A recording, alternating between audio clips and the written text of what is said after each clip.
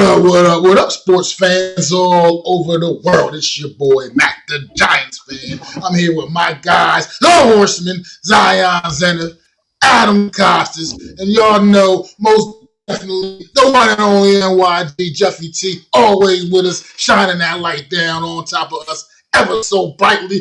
This is the Premium Takes Podcast. Let's go!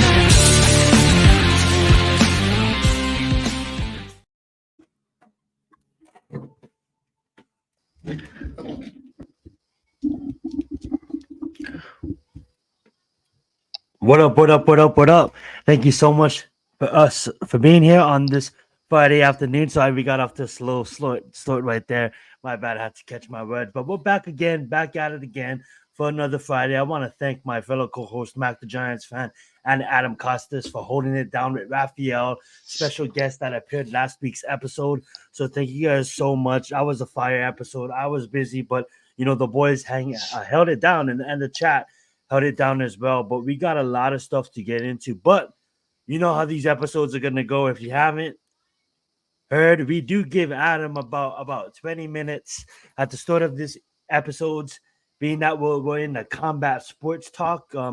Yes, we're leading up to the NFL draft, but majority of this episode is going to be dedicated to combat sports in the world of WWE and in the world of the UFC.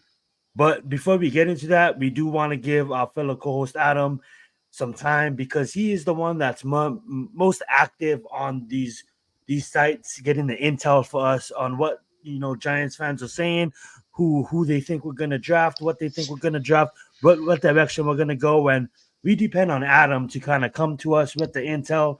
But before Adam gets going, we want to give a massive shout out to Tudo. Thank you so much for being here as well. Tudo. A lot to get to this episode, Hope guys. We well got UFC. Match. We got WWE, we got Wrestlemania recap. Boy, was that a good one. But like I said, let's give Adam the mic for about 20 minutes. And Adam, how's it been in the Twitterverse and in Giants Nation, in the Giantsverse on the NFL draft? Well, as your resident Twitter expert on this panel, at least, Mac's there too. But I float into these spaces, in and out of these spaces. You can call me a space cadet with how many freaking spaces I join. Okay, and I'm hearing, and I'm looking at the timeline. Right, I'm seeing rumors, and right now, my Twitter space, I'm sitting there and I'm looking, and people are telling me we're going wide receiver, we're going this, we're going that. I call it all smoke. Because there's one thing, and I told these guys today, I said there's one mission. If you choose to accept it, and that's to get your franchise quarterback. Everyone keeps telling me about next year. Well, next year means nothing to me. We're in this year. People are talking about, well, we need to do this, and we can get a quarterback next year. No, you're in this draft. Make it happen. There's no way the guys behind you have enough ammo, in my eyes, to get up. They're going to have to empty the barrels, and teams don't like to do that. They need to field a squad, okay? Minnesota has 2 first-round picks, and they don't pick again to 108. So now you're going to say they're going to go 2 for 1? They're going to give 2 picks up for 1 to get a quarterback and then do nothing with it? I don't get it. But let me get to the real root of the problem, okay? The root of the problem, the New York Giants here, is John Mara. That mother always opens his mouth at the wrong time. Okay, John Mara is in an article, Ralph Vacchiano, saying, I believe in Daniel Jones, but if they draft a quarterback, I'm with it. Listen, John, it's over for your golden boy. It's over for him. Move on from it. I don't know if Daniel Jones has naked photos of John Mara or something like that, or is compromised in some way, Grandpa Mara, because it's like, what is this guy doing to still be on the roster? Because it's funny, because I was reading something. 1997 is a long time ago, but there was a guy by the name of Dave Brown who was still on the team because the owner, Wellington Mara, who they spent money on, wanted to go and let Dave Brown be the quarterback of this team. So he brought in, let me refresh your memory. It might sound familiar. He brought in an offensive coach named Jim Fossil, who helped Boomer Esiason throw for 500 yards and made Kent Graham look good. Brian Dable, Duke quarterback, coming in here to make him look good. And Dave Brown had a good start to that season until he injured his elbow, and boom, that was the end of him. But they brought in a guru to try to do that. And they meandered around until they found their quarterback in Kerry Collins. Kerry Collins lasted a few seasons and boom, everybody got fired and then away you go. So now here we are, and we want to do the same shit. We want to do the same damn thing. Let's give him another year. You know what? You know why I call that smoke and bullshit, first off? They didn't even give a guy a physical. So they don't even know if this guy is ready to play yet, and you're saying we're going to build around him. He may not play, or he may be on pup. How about Drew Lock? How do you know he's going to relinquish the job? I'm tired of seeing this guy being handed to him. Okay? That's number one. Number two, and this is where I'm really going to get a little ornery. Somebody on Twitter had the audacity to be a DJ fan. And so this... Now, Adam, it is America. You are allowed to be a DJ fan if you want to. Okay, yeah. But continue. This DJ fan needs to take a chill pill because he's all up in my fucking timeline and he's talking shit about this guy. So this is what happened. I was commenting on Ryan Dunleavy's post. Okay, it's all the way at the top, all the way at the motherfucking top, right? Ryan Dunleavy says a high-ranking official thinks the Giants want to go quarterback in round 2 and receiver in round 1. And, of course, I said, why get the QB later when the talent of the class is not as good? Why not go get him now, right? To which some guy starts saying stats are 70% chance of not being better in the position. I'm like, dude, you don't know what you're talking about. Stop. DJ sucks. Take the swing. Move on, right? And, of course, that led to this back and forth of, there was no one better in this draft. I'm like, wait, there is nobody better than Daniel Jones in this draft? Are you smoking crack? On the top of that, he goes, this is what else he goes. He goes, wait for Manning, that's Arch Manning. In 2 years, Jones' contract will be done. We can't waste $22 million in debt. So hold up. He's let me just get this right. He's saying you're waiting for a quarterback that hasn't even taken a collegiate start yet. Right. Certified, he's not certified. He's gonna start eventually, but he hasn't started yet. He's in still 2 years on his team. In 2 years. Okay, in 2 years. Continue. Right? In 2 years, right? 2 years. That's so we're waiting. So we're waiting in line for 2 years to get a quarterback. It gets better, folks. It gets better. So now we're going down here, and I didn't really notice that. I didn't say anything of it because I don't really want to engage with this guy. But this guy obviously doesn't know what he's talking about because who in the world waits 2 years for a quarterback? That's like putting in your order. I'm like, you know what? I'm going to put my order in. I'm going to wait. G Nation in the house. He says they won't draft the quarterback at 6. Guys, get over it. Who? G Nation. He's just in the house speaking his opinion. Jesus Christ. We like to start off. What's going on, Lou? Why won't they draft the quarterback at 6? What is the problem? I mean, are you in the DJ camp to keep him? Like, why would you want to draft? He is in the DJ camp. He does want to draft the receiver. The one thing that I do want to emphasize is we do start these shows with Adam for 20 minutes, giving his insights on Twitter. Let me finish. But continue. So we're back here going back and forth, and this guy is telling us we're going to suck for 5 years. I'm like, our quarterback right now has 2 injuries, is not good, and we have a chance to go get a good one. And we're sitting here saying, no, we don't want to get a good one for a quarterback, and we want to get a lesser quarterback down the road. Why? I don't know, because the team is it's good to win. Right? So this guy is going back and forth with me, and I'm literally wasting breath. And this guy said, nope, we have a potential top 10 QB on the roster. I hope he was talking about Drew Lock because there ain't no way Daniel Jones is a top 10 QB on the roster. So this guy goes back and forth, and we're sitting here, and this guy tries to bring up Tom Brady in a discussion with Daniel Jones about, the offensive line and all this bullshit. You know what I brought up? I brought up Gardner Minshew. You know Gardner Minshew? You know the guy, Uncle Rico, used to play for Jacksonville? Let me break down his stats for a minute, right? Let's break this down for it. Now, stats don't mean anything, but he was in the 2019 draft, so he was in the draft class with Daniel Jones, so you want to rate yours amongst your peers, right? His first season. Let's get this up here. Let's get courtesy of ESPN, by the way, folks, just so you know where I'm getting these stats from, so you're not, you can follow along in your programs if you'd like. But we have the stats for Gardner Minshew. Mind you, he started. Want to share the screen as well? I can share it up on screen as well, Adam. If not, it's all good. 1 second. Let me just get it up here. I have a million windows open. You know how that shit works. Mm-hmm. Okay, here's Gardner Minshew, and here's our incumbent quarterback that everybody still wants to build around. Daniel Jones. I would say probably 35% of the fan base. Yeah, the delusional ones. That's funny though. All right, oops. Adam, mate, NFL is NFL. Nothing's gonna change. Please don't waste time. That's honestly, I feel that too. Though, not that he's wasting time, but he's just standing up on the island of relevancy. He's standing up for his island, the leader of the quarterback island, and he's like, why are people so like? If you don't like the content, you don't like the content. Lower the volume. I don't know what to tell you. This is what we're talking about. I'm telling you about. Already, we got a page. Damn, Adam, what the hell? How much tabs do you have open? Enough. I have my cars that I'm looking at. Okay, so this is Gardner Minshew. There he is. 3,300 yards, 15 touchdowns, right? Look at his first year. 32, 7, 21. How about we go to DJ's first year? Everybody talks about how good that is. 21 and right? 6. Look at this guy. Look at this guy. This guy played less. Gardner Minshew played less games. What the hell just happened there? Told you ESPN, they be fucking with you, Daniel Jones. See, he's questionable. He's still questionable. Still questionable. He was a questionable draft pick. 13 games. He did less yardage, 24 touchdowns, and threw for less yards per pass. Now, Jacksonville ain't got nobody on that team. His second year, Garner started 9 games at 2,200 yards, almost again threw for 7 yards per pass and 16 touchdowns. Right? This guy, fucking 14 games, 2,900 yards, and 11 touchdowns. Are you kidding me? What are we doing here?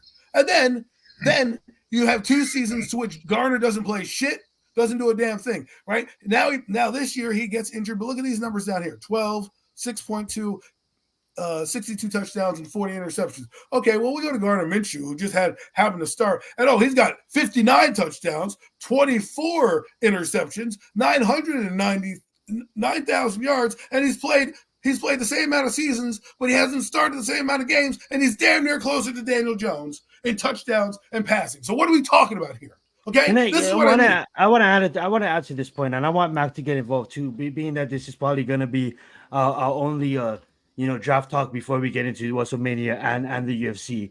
Adam, do me a favor, because this goes to your point, and Mac, please get involved with this as well. The talk of the town is we need a team around Daniel Jones, right? Daniel Jones, the first round, 6th overall pick, right?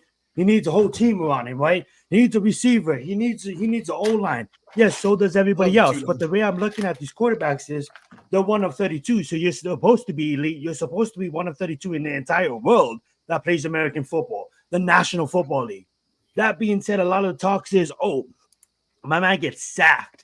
He gets sacked so much. Well, let's look at his first 5 seasons. I made a video about this, but for those who missed that video, let's take a look. Let me share my screen. These are quarterbacks sacked the most in the first 5 seasons.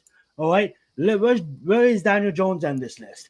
Daniel Jones is right here with 179 sacks, guys. What does he do? 12,000 yards, 62 touchdowns, and 40 interceptions. Cam Newton, look who's right above him, 185 yards. Look what Cam Newton did. Didn't Cam Newton have an MVP type season? He had no receivers on his team. Didn't Cam Newton take his team to the Super Bowl? Wait, is that Big Ben up here? What did Big Ben? Did what? Arch Manning? Like, come on, Deshaun Watson? What did Deshaun Watson do? He had wait, guys. He had Hopkins. Well, he had full offense on him, right? He had a full offense on him. Sacked 194 times. Maybe he had Arian Foster there. Yeah, JJ, but he played defense 194 does. Is that Blake Bortles? Is that someone that Jacksonville did not give up on? You look at all these quarterbacks with way better numbers than Daniel Jones, with way better yardage than Daniel Jones. Don't show him the facts. 5,000 more yards than Daniel Jones, but yet sacked more than Daniel Jones. Russell Wilson. Yeah, everybody wants to say, it was the Legion of Doom. Yeah, he had better receivers than Daniel Jones. Yeah, he did. But at the end of the day, look what he accomplished. The list goes on. Ryan Tannehill, 213 times. Even David Carr has more. David Carr right there, 249. And that is just the stat muse. That's the stat muse of keeping it fair. The quarterback that sacked the most in the first 5 seasons. At the end of the day, it comes down to his ability to process, and he's slow as fuck. So I'm gonna just give the mic over to Mac and let him chime in a bit, and then give the mic over to Adam, and then Adam will wrap it up here, and then we'll go on to Wrestlemania. But go right ahead, Mac. I don't understand why people are so scared of upgrading the quarterback position. I don't understand why people are saying things like, oh, wait 2 years and get Arch Manning. What if Arch Manning sucks? What if he fucking sucks? You don't know what that kid can do. He ain't took a goddamn snap in a college football game. Let's wait 2 years to get him. Oh, he was a man too, also. He's not going to be fucking Eli. He's not going to, how you know he's going to come here and be able to bring you a couple of times like Eli did? Just because his last name is Manning? It's not a guarantee. I don't know what that kid's going to be. Right now, you're in position right now to make it happen. You know who doesn't suck? Drake May doesn't suck. Jalen Daniels doesn't suck. J.J. McCarthy doesn't suck. Michael Penix Jr. doesn't suck. Bo Nix doesn't suck. These guys don't suck.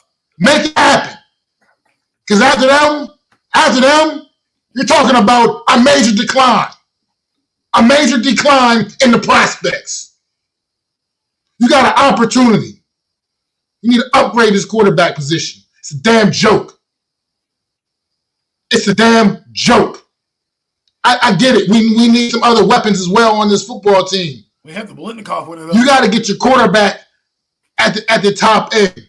Get your quarterback because you could in this draft class, there are receivers you can get in the 3rd round, 4th round even probably that can come in and be immediate difference makers. I get it. You want the Malik Neighbors. You want the whatever the dude from Washington, Ozudu, whatever the fuck his name is. That you want the old one here. Want to get those guys. Who do you want to throw him the goddamn ball? Daniel Jones scared to throw the ball down the field.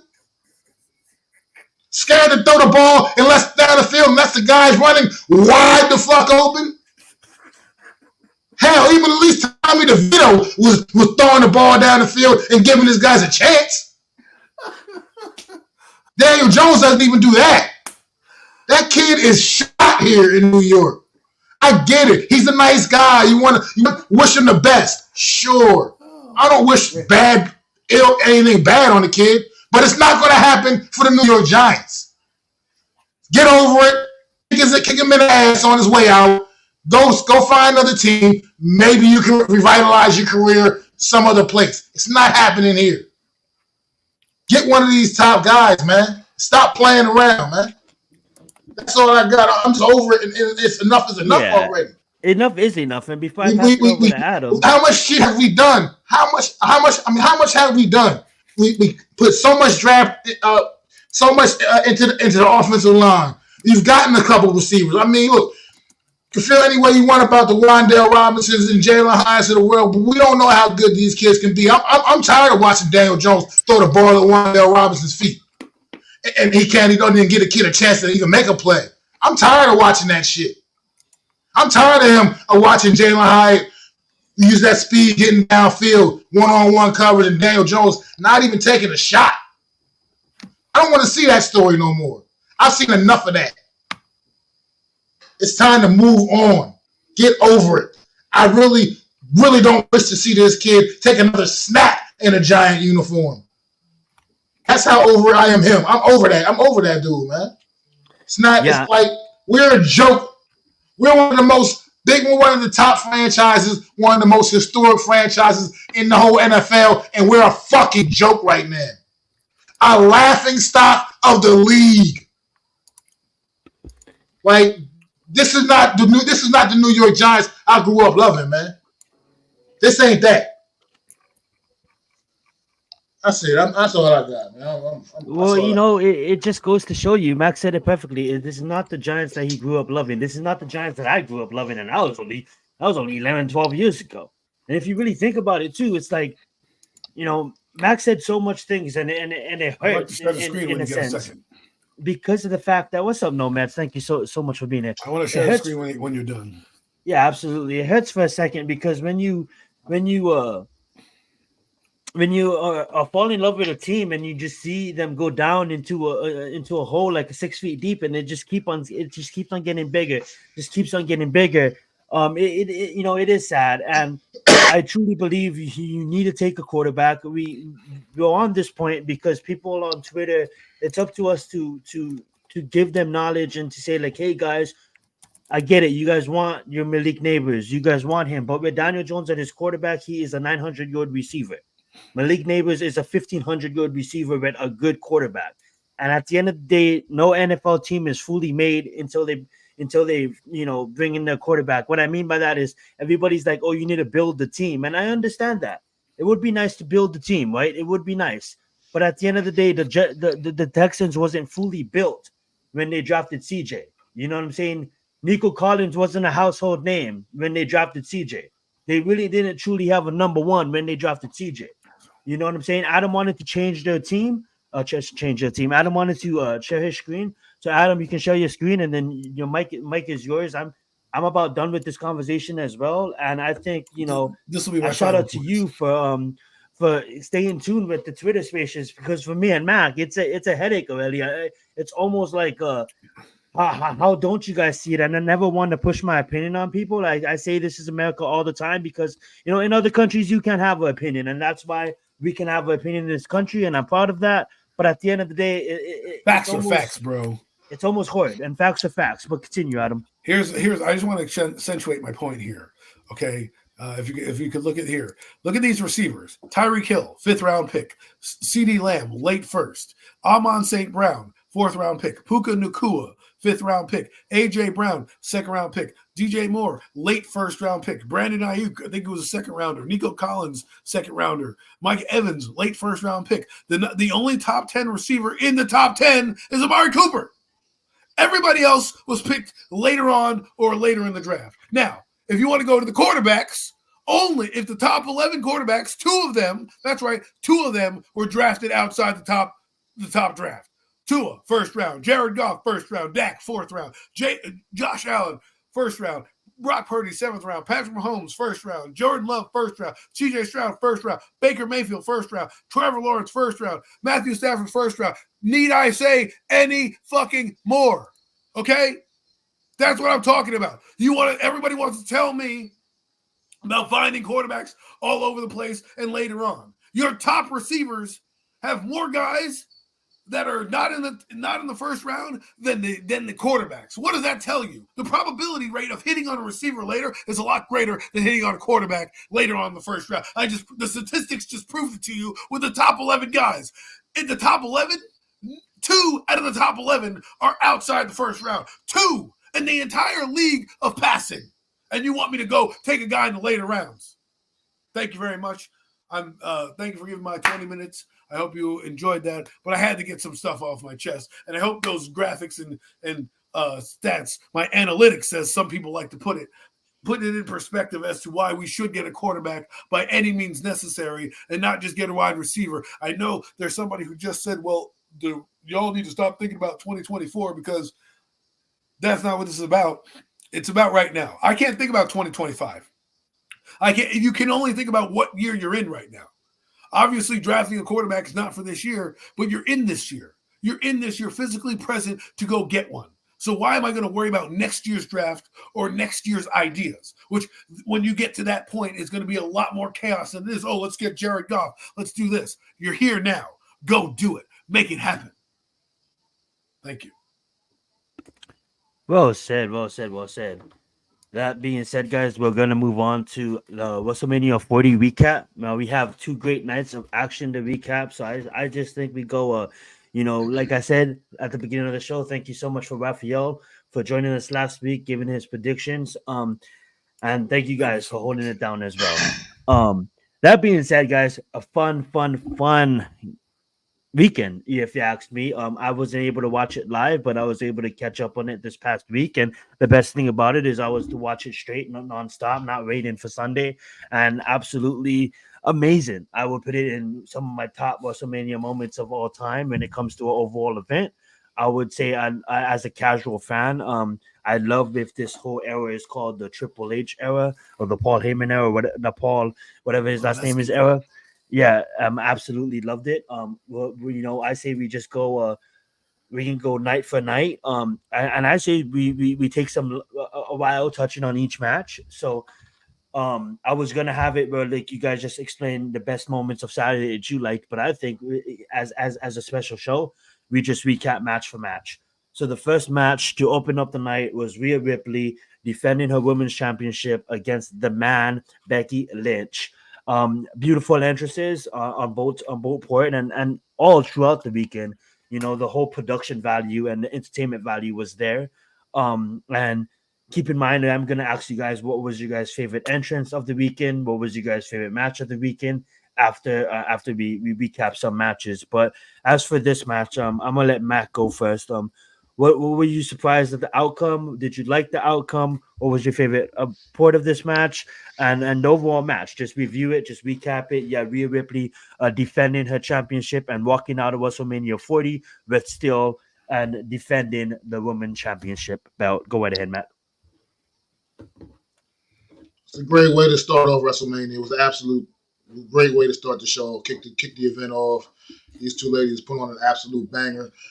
Rhea Ripley definitely needed this one. This was that legitimate title defense that she hasn't really truly had in this title run, that people can kind of stop saying this title she hasn't really beaten anybody and done anything. So it was good. It was good for her to get this W here at WrestleMania. Becky Lynch, props to her, the true professional that she is, went in there competing against Rhea Ripley with a 102-degree fever.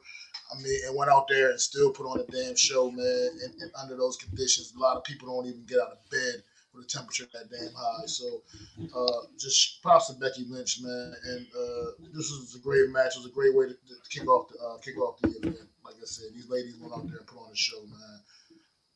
And Rhea Ripley, that was definitely the right result. I needed to get this victory. So, good job.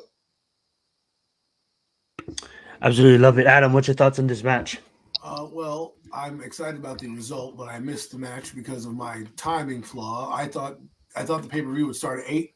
I didn't know they started at 7, so I came in thinking, oh, I got a whole hour, and I come in and I missed the match, and I was an idiot and felt so bad. And I'm like, no, I did everything I needed to do, get my kids to bed, get ready, got the popcorn ready, and I'm like, wait, why is this in the middle of it? Usually, they have those pre-matches or something like that. I'm like, that's what I thought was happening, because I ended up with the LWO match or whatever that was.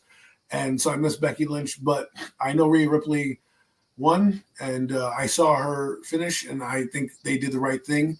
This was what I thought was a passing of the torch match, an eras kind of match, even though Becky Lynch, is not as old as like a Hogan or anything like that. She's been around. She's had the belt. She's done things. She's changed the women's division. She's a legend. She will go to the Hall of Fame. Her career is not over, so she'll have a title run again at some point, because she's just that good. And I feel like in this era with Paul Levesque, aka Triple H, he's going to be like AEW, and he's not going to be afraid to put the title on an old veteran like a Sting or a badass Billy Gunn, because they can still go.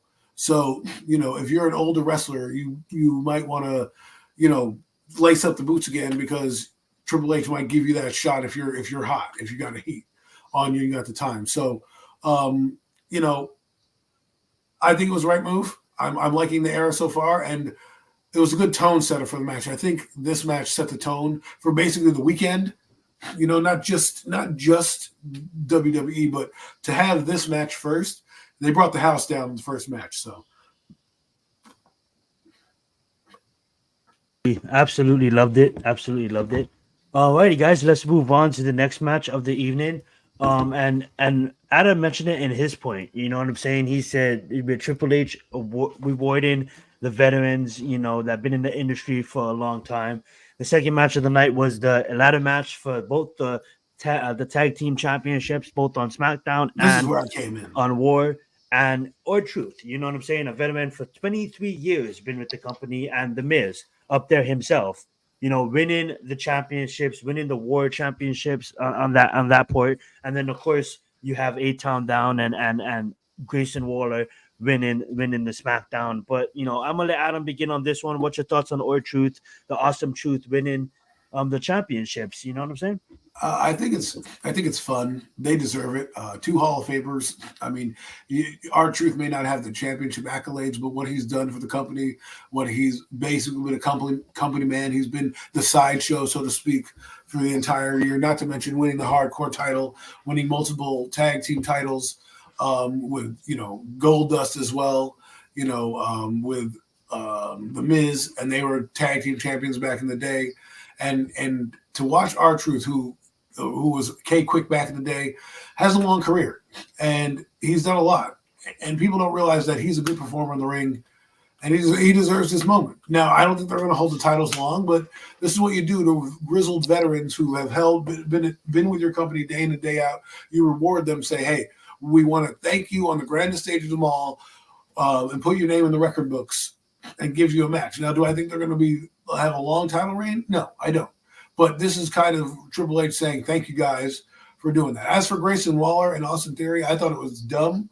I don't really like them yet as a tag team, and I think you could have really, if I was Triple H, what I would have done was given it to the actual or DIY or a team of that nature, because they're an actual tag team, to push the tag teams back up into the forefront.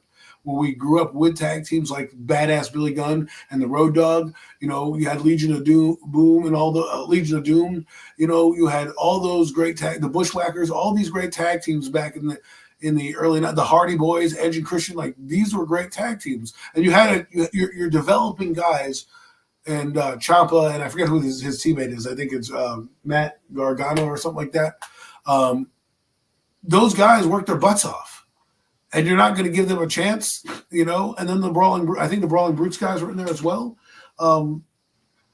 Sometimes it's like, I don't know what you guys do. What's the point of having a tag team if you're just going to pair two wrestlers together and just always do that? But sometimes that makes it the best tag teams. I don't know if Theory and Waller have earned it for me in terms of even moving up the pecking order, but we'll see where it goes. Again, I don't think they're going to have a long title reign as well. I think they'll keep it to maybe Backlash or maybe into SummerSlam, but I don't see it. I don't see a long title reign for either tag team. I love it. Go right ahead, Mac. Well, I mean, it's pretty much agree with Adam, pretty much 100%, man. I do remember the Orient Express. No mess, no nest, no jets. I absolutely remember the Orient Express. But what I lost? Okay, yeah. No, yeah. I at first, initially, I was a little bit, aggravated with both the results of the tag team champion of the winners. But then more I thought about it on the Raw side, everything Adam said, you were absolutely right. And then I came to that realization, like, R-Truth, man, has been that guy, man. He's been that company guy. He's taken on that role of the buffoon, embarrassing himself, making an absolute fool of himself, acting like a complete blubbering idiot. You know what I mean? But at the end of the day, I love that about him, but at the end of the day, he's 52. This guy's 52 years old, still in there banging around with these younger guys, man. And I mean, a 52-year-old dude in a ladder match against 5 other teams at WrestleMania. That shit right there, that says it all about the integrity of R-Truth and the fact that how he feels about this company, man. And he deserved that WrestleMania moment. He's never had a WrestleMania moment, and he deserved that moment right there. You know what I mean? It's been a long time since he's had one of the true titles, a real title other than the hardcore title. I mean, it's been a long time since he's had true WWE gold around his waist. So, I mean, the more I thought about it, I actually was pretty happy for R-Truth. He deserved that moment. And like you said, there's no way in the world they're going to have a long title reign. It's just too many way better tag teams. So, but if that was Vince McMahon, I don't expect them to have the titles. Do you think Vince McMahon gives him the title? Who knows? No, absolutely Probably not. What the fudge? But R-Truth wouldn't even have been in the match. He wouldn't even have been in the match. But I'm just saying. But I just feel like, I feel like, as far as Waller and Theory, yeah, that was a terrible result right there. Those guys haven't even barely won a tag team match as a team. Period. I mean, they barely won a match. Hey, personally, for my personal taste, I'd rather see Theory on his own doing the solo thing. I like that kid a lot. I think he's got it. He truly has it. But I prefer him as a solo act. I don't like the fact that he's being forced into this tag team thing anyway. But they shouldn't have won. I absolutely think that those SmackDown titles should have went to either DIY or the New Catch Republic. I just think those two teams, those are the kind of team. New Catch Republic went down to Elimination Chamber in Australia and gave Judgment Day everything they could handle over there, man. And I mean, that was a great tag team title match. One of the best tag team matches I've seen in a long time in WWE. And they were a team definitely deserving. DIY definitely also putting in that work for years. A real team, real guys that came up together in this industry, man, and they deserve that. They deserve that opportunity as well. So I know what they're going to get their opportunity down the line. It's just a matter of when. But it should have been at WrestleMania. Waller and Theory, that was a joke when having them go up there and win those SmackDown titles. And also just on this match real quick, shout out to the New Day, man, coming down the ring with the Rocky and Apollo Creed gear, man. That shit was thorough as hell, man. The only thing they could have done better, they would have came down with the music playing too, man, with the Rocky theme music playing. That shit would have been all the way fire if they did that.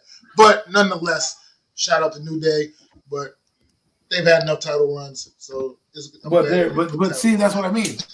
New Day, but see, that's what I mean. New Day's around, right? A legendary tag team, but we don't have nothing to show for it because I think it just comes down to as a casual watching, they see Grayson Waller and they see Tyson Fury as individual champions in about 5 to 10 years, so might as well just stack the record books with championships for the tag teams. No, I was talking about New Day being a champion, just being a tag team, and you don't have those anymore. Like you broke up the Usos, you did all this other stuff, right? You have actual guys who are tag team who actually have a name, DIY. It's not like Theory and whatever the fucking bum and shit. Like, don't get me wrong, there's been legendary tag teams, the Rock and Sock Connection, the fucking Brothers of Destruction, all that shit.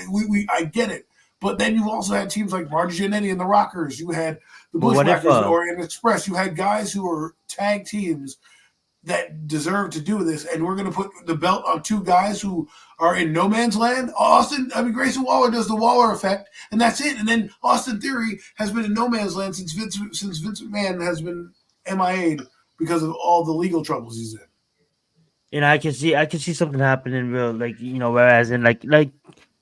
Please take this lightly because I am a casual, but I look at it like you said you don't see the Awesome Miz having the titles for that long. I think they might have the titles for at least several months. I honestly think if you look at Grayson Waller, and I don't know if Backlash is a certain company's event, that's how much of a casual I am, but I see Grayson Waller and Tyson Fury, not Tyson Fury, that's he's a boxer. But Austin Theory losing the titles at Backlash against a team that you brought up, like a DIY or like a legit tag team. And if you think about it too, I don't know if they're around. Like I said, I'm not trying to sound stupid, but when you look at when you just mentioned great tag teams, you look at the Creed brothers. They're coming up on NXT. I don't know if they're making more live events, and more WWE events, whether they be SmackDown or WWE Monday Night War. But at the end of the day, you can see a team like that, like winning the championships fast as well, taking it off of just the goofy, I don't know what to call them, just the goofy mofos, you know what I'm saying? And then when you have someone like Triple H running the company, I could see, Miz and R-Truth bringing some light if they're going to split the championships, if that is the plan, bringing some light to the championships, kind of like what KO did for the heavyweight championship, you know what I'm saying? Not like we need to, because we all recognize what the tag team championship means, but you can honestly say, we're going to get to that match later, that the Intercontinental Championship was thrown to the side until Gunther kind of put some allegiance into that again. Well, you know what I'm saying? So yeah. I could totally see the Miz and R-Truth basically running a smuck and controlling the tag team division for a while, because the Awesome Truth is a good gig. You know what I'm saying? But yeah, Red Verse. With that being said, go right ahead, Mac. You can start us off with this one. I'll be right back and pass it over to Adam after you're done. But we got the Mysterios going at it. This is like two Latina groups going at it. I didn't do much research on this match. I'm gonna let the boys handle it, and I'll be right back. Let's get it. I don't have much to say about this match because it really wasn't. It's a bathroom break match for me. Rey Mysterio came down. Immediately pissed me the fuck off. Coming down with the Eagles shit on, that Eagles game, that already threw me. That put me in a mood already anyway. And then the fact that they win the match because you got a couple Eagles coming out and helping them on top of that. I mean, Jason Kelsey, Lane Johnson, come on, man, give me a break, man. Oh, you just threw too much Eagle shit in my face for this to be. This is WrestleMania, damn it! I don't care who's at the link. I don't need all that Eagle shit in my face when it's not necessary. I get enough of that during football season. I don't need it when I'm watching wrestling too. I mean, Jesus. Rey Mysterio. I like you, Rey Mysterio, but you came down with that gear on, and I was just immediately angry. You did not angry. Take his Hall of Fame away. But yeah, I mean, this match was like, whatever. It wasn't nothing special. You just what it is what it is. Nothing to even really talk about. I love it. Go right ahead, Adam. This match, is interesting because, like, you want to see Andrade. I think he's going to be thrown in the title picture. I like Santos a lot. I think they're gonna battle it out. They'll have a rivalry. I'm sure they'll meet up at Backlash or something. But I think these two guys you're going to start to see in that other title run, the USA title and the Intercontinental title, and those kind of title ships. Those guys are going to have Rey Mysterio. He's Rey Mysterio. This is what I'm telling you. Like, AEW has a lot of older guys. Edge, who deserves a title, has a title over there, or I don't know if he has it anymore, but he did have a title there. Samoa Joe, older wrestlers getting a chance. And if you're going to be on the roster and you're going to travel with these guys, I want you to get the chance as well. And I think Triple H has the creativity to do that. So I think Rey Mysterio will still be here and get matches. I'm done with the storyline. I don't need to see him fight his brother anymore. That's over to me. This LWO thing, either make it a faction or don't. It's kind of in limbo, although I do like watching Selena come down to ring. She's a nice addition to that team. But my point is, we need to figure it out because it's just getting annoying. And I think Dom is eventually going to leave Judgment Day. This is starting to look like where he starts to build a faction or a friendship with Santos and his group. So I think you're going to see that. But I don't really have much to say. It was kind of what I expected. It was called I call that a bathroom match. You go to the bathroom during that match, getting more snacks. Can't do that. Can't do it in the women's matches anymore. They're kind of fire. So. That being said, we're moving on to the next match, guys. And I have to say, if there's ever going to be someone that is going to be a Bloodline member that is going to carry a Universal Heavyweight Championship, it is going to be Jey Uso. Main event, man. I was feeling his energy walking out. You know what I'm saying? And damn, you know what I'm saying? He turned up for sure. Not only Saturday and Sunday, but we'll get to that. But I just want to say, I want to take the time to begin. Like, man. I love what he was able to do, go solo, go by himself, the road couldn't have ended up more perfectly than the WWE universe backing him right now, you know what I'm saying? And I do see him winning the championship down the road. Like, obviously, let Cody have his moment, let Homie have his moment as well, Damian Pierce, we'll get to that. And all these other champions that probably is gonna have the moment before Jay. But in about a couple of years, I could see Jay totally holding the strap. But that being said, I'm gonna open up the mic back to you guys. Adam, you go first on this one, and then Mac follow it, and then we'll continue. Let's get it. Yeet. I just want to say something. Main event Jey Uso is going to be a title holder sooner rather than later. There are two guys he can go after that I think he can take the title from. There's the Sami Zayn storyline, who's now your new Intercontinental Champion. I'm sorry if I spoiled it for you people, but it's been a week. This is week. Looks right. It's been a recap. So then you also have. So the other person is obviously you just mentioned him, Damian Priest. Again, I don't think he's going to be a long title holder, but again, we'll get to that in a minute when we get to that moment. But I think main event Jey Uso propelled himself to one of those two titles next. I think he's taking the mantle, and it's really hard. When I first saw these guys, I thought they're not going to be anything but a tag team. They're never going to be able to break up and do anything. And then the Bloodline gimmick happened. I'm like, okay, they're never going to break up. They're still, but Jey Uso has turned it around for me. Where if you took Jimmy away and just left Jey, I could get behind him. He's selling out arenas. And I think he's going to have the title on him because he needs to fill that moniker, main event Jay. And I don't think they're going to make him wait too long. He's been the tag team title with many different people. There's the Intercontinental title that there might be in play, and also Damian Priest. Who knows what storyline is going to be there as well. He does have a little bit of friction between the Judgment Day. He has been dealing with them with Cody Rhodes back in some time, so there is some type of storyline to build off of that if they want to do it. But to me, no more bloodline for him. He doesn't need it anymore. He's propelled himself. He can be a solo star, and I love it. As for Jimmy Uso, sorry, his career is going the opposite direction. I feel once the bloodline breaks up or gets closer to breaking up, I even think Solo is going to jump him at some point in the singles match. Jimmy just, I don't know what it is. I think he just takes, huh? It's funny you say that. I think Jimmy Uso needs to kind of get off of TV for a little bit and be like that missing link, and then come back again, maybe rebrand himself differently or something like that. Because right now he's losing steam. He looks like a lackey in. He's lost his match.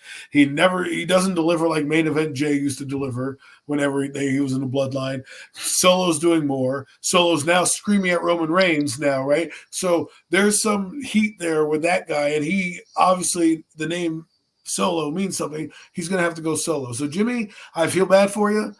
Maybe you said take some time off and kind of rethink how you come back, because I think that's what you need. Oh, well said. Well, first off, I'm sorry. Yeah, this match was honestly, I look forward to this match. This is one of the matches I'm looking the most forward to for WrestleMania weekend. And but at the end of the day, I was a little disappointed. I just felt like I wanted more. I wanted more from the match. I wanted more. I wanted it to be like, Yeah, I don't know. I just wanted more. I don't know. To me, it was a match I could have just watched on regular TV as far as I was concerned. To me, it just wasn't. It didn't hit on what I wanted it to hit on. But at the end of the day, like you said, Adam, main event Jey Uso coming up big time. Really embracing this solo thing, man. The solo career right now. I don't know how long the solo career is going to last for now. You really got to watch SmackDown to know what I'm talking about. But Jay and Jimmy may be back together sooner rather than later. That's all I got to say about that. But Jey Uso is right now currently number one contender for Damian Priest's world title, as he won that fatal four-way on Monday Night Raw this past week. So he is in line right now for a title, for an opportunity to knock off Damian Priest. I'm not sure if he'll actually get that accomplished, but right now he's definitely got he's going to be the first person to take on Damian Priest for that title, man. Jimmy Uso right now, it's like, I don't know, it's weird. He hasn't really been able to gain traction, like the way Jay has as a solo act, man. It just hasn't really come together for him, unfortunately, man. And really hasn't worked out. And Jey Uso, he just really took it by storm. I think, I don't know. I want to see Jey Uso kind of still flourish as a singles competitor, but the way things are looking, I don't know. They may be back at it. The brothers may be riding together again soon. But like I said, I don't want to tell you too much if you haven't seen SmackDown yet tonight, Adam. But yeah, this match to me, I mean, like I said, I left me just wanting a little bit more. Like, I just wanted to see, I don't know, I wanted to see like that Bret Hart, Owen Hart type of classic, between brothers, and I just didn't get that in this match, man. Unfortunately, man. But Jey Uso was definitely the right one. You needed heat, was the right one to win. His heat's through the roof right now. Absolutely love it. I absolutely love it. All right, guys, as we move on, now I do have to say, Mac, you have been getting the short end of the stick with these matches, but don't worry, you're gonna go first on the main event, so you're gonna have that one. But I apologize with the next match as well. But it was a good one if you like the tag team. That being said, Mac, go first on recapping the second tag team match we had with Cade making her WWE appearance, I guess her in-ring action. She's probably been wrestling a couple of times, but her big main event ring action. And then she was teamed with Naomi and Bianca Belair. That being said, going against the Judgment Day, what's your thoughts on this match? Let's get it. And once again, not a lot of thoughts on this one because it was just did exactly what they wanted it to do. It just made Jade Cargill like an absolute superhero. So, that's mission accomplished. Unfortunately, the one big travesty in this match is Asuka, one of the best women in this company, period, point blank and period, it has never won a WrestleMania match ever. She's 0-6 now, I believe, at WrestleManias. And it's just, to me, that's just ridiculous. They got to break this streak for a breaking powder like Asuka. There's no way. Didn't she have a long streak at some point? 0-6 record. When she was in NXT, she never ever lost in NXT ever. She won. She was undefeated her whole entire time at NXT, and had to just relinquish the title because no one could beat her. But still, that was years ago. The point is, she's never won a WrestleMania match, and that's 0-6 at WrestleMania for a competitor like her is just a travesty to me. So I think WWE owe Asuka a big time receipt. Hopefully next year, get that thing right, and she gets on the winning, gets a win at WrestleMania, because this match is all about Jade Cargill. Let's face it, that's what it was all about. Mission accomplished. She was like this. She went in there. When she got in the match, she cleaned house. Boom, boom, boom, dominant, and she won. Okay, but I think we owe Asuka a receipt because it's just ridiculous now. At this point, you just keep putting her in WrestleMania matches and having her lose to people that she's flat out better than. I'm sorry. When that bell rang, Asuka was the best wrestler in the ring, and yet this is what we get. At least she has the tag title, I guess, right? That's the compliment. That's the consolation prize, I guess you call it. I just like Jade Cargill. Yeah, I guess so. I liked her in AEW. She was always fascinating. Her storm look kind of, I guess, I gravitated towards. She was a badass there. I didn't get to watch AEW as much, and then I heard she was coming with WWE, and I was like, oh, man, wow. And she's come in with a bang, absolute superstar. She is the women's division. I just feel like this woman is box office. You're going to see her for a long, long time. I mean, Bianca Belair, I thought was going to be that person. Jade Cargill is that. The presence, the aura, the way she walks in, the way she dominates. She's got it all to be a Charlotte Flair type of champion.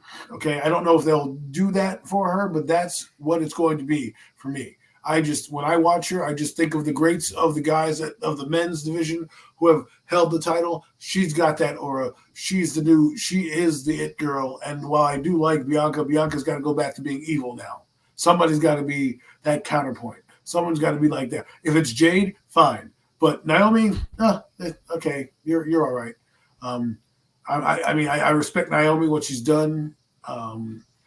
And this match, I don't really have much to say. It just was kind of one of those filler matches where, you're just trying to feature some of your superstars to get them airtime. Asuka, Jade Cargill, those are two of your big heavy hitters, and you're getting them out there. So not really much to say. I just missed the Kelly and the Candice Michelle days. Shout out to Jade and shout out to Rhea Ripley, but the lingerie matches are far. Shout out to Liv Morgan. She's keeping that alive. She's pretty cute. But that being said, you want to see a bra and panties match again? I mean, like with the Triple H. Who's running the show here? We know why. We may have some reason why he might be in trouble if you look at some of the content that's been thrown out there. My God, we're not going down that road. I'm just saying, we're not going down that road. But that being said, we're gonna. And no, those women couldn't wrestle as well as these women. Definitely, the Stacy Keeblers of the world. They could not. What I'm talking about. You had like two. Obviously, they couldn't compete this day and age. They could not compete this day and age. But so can be said about UFC fighters. There you go. That being said, though, let's move on.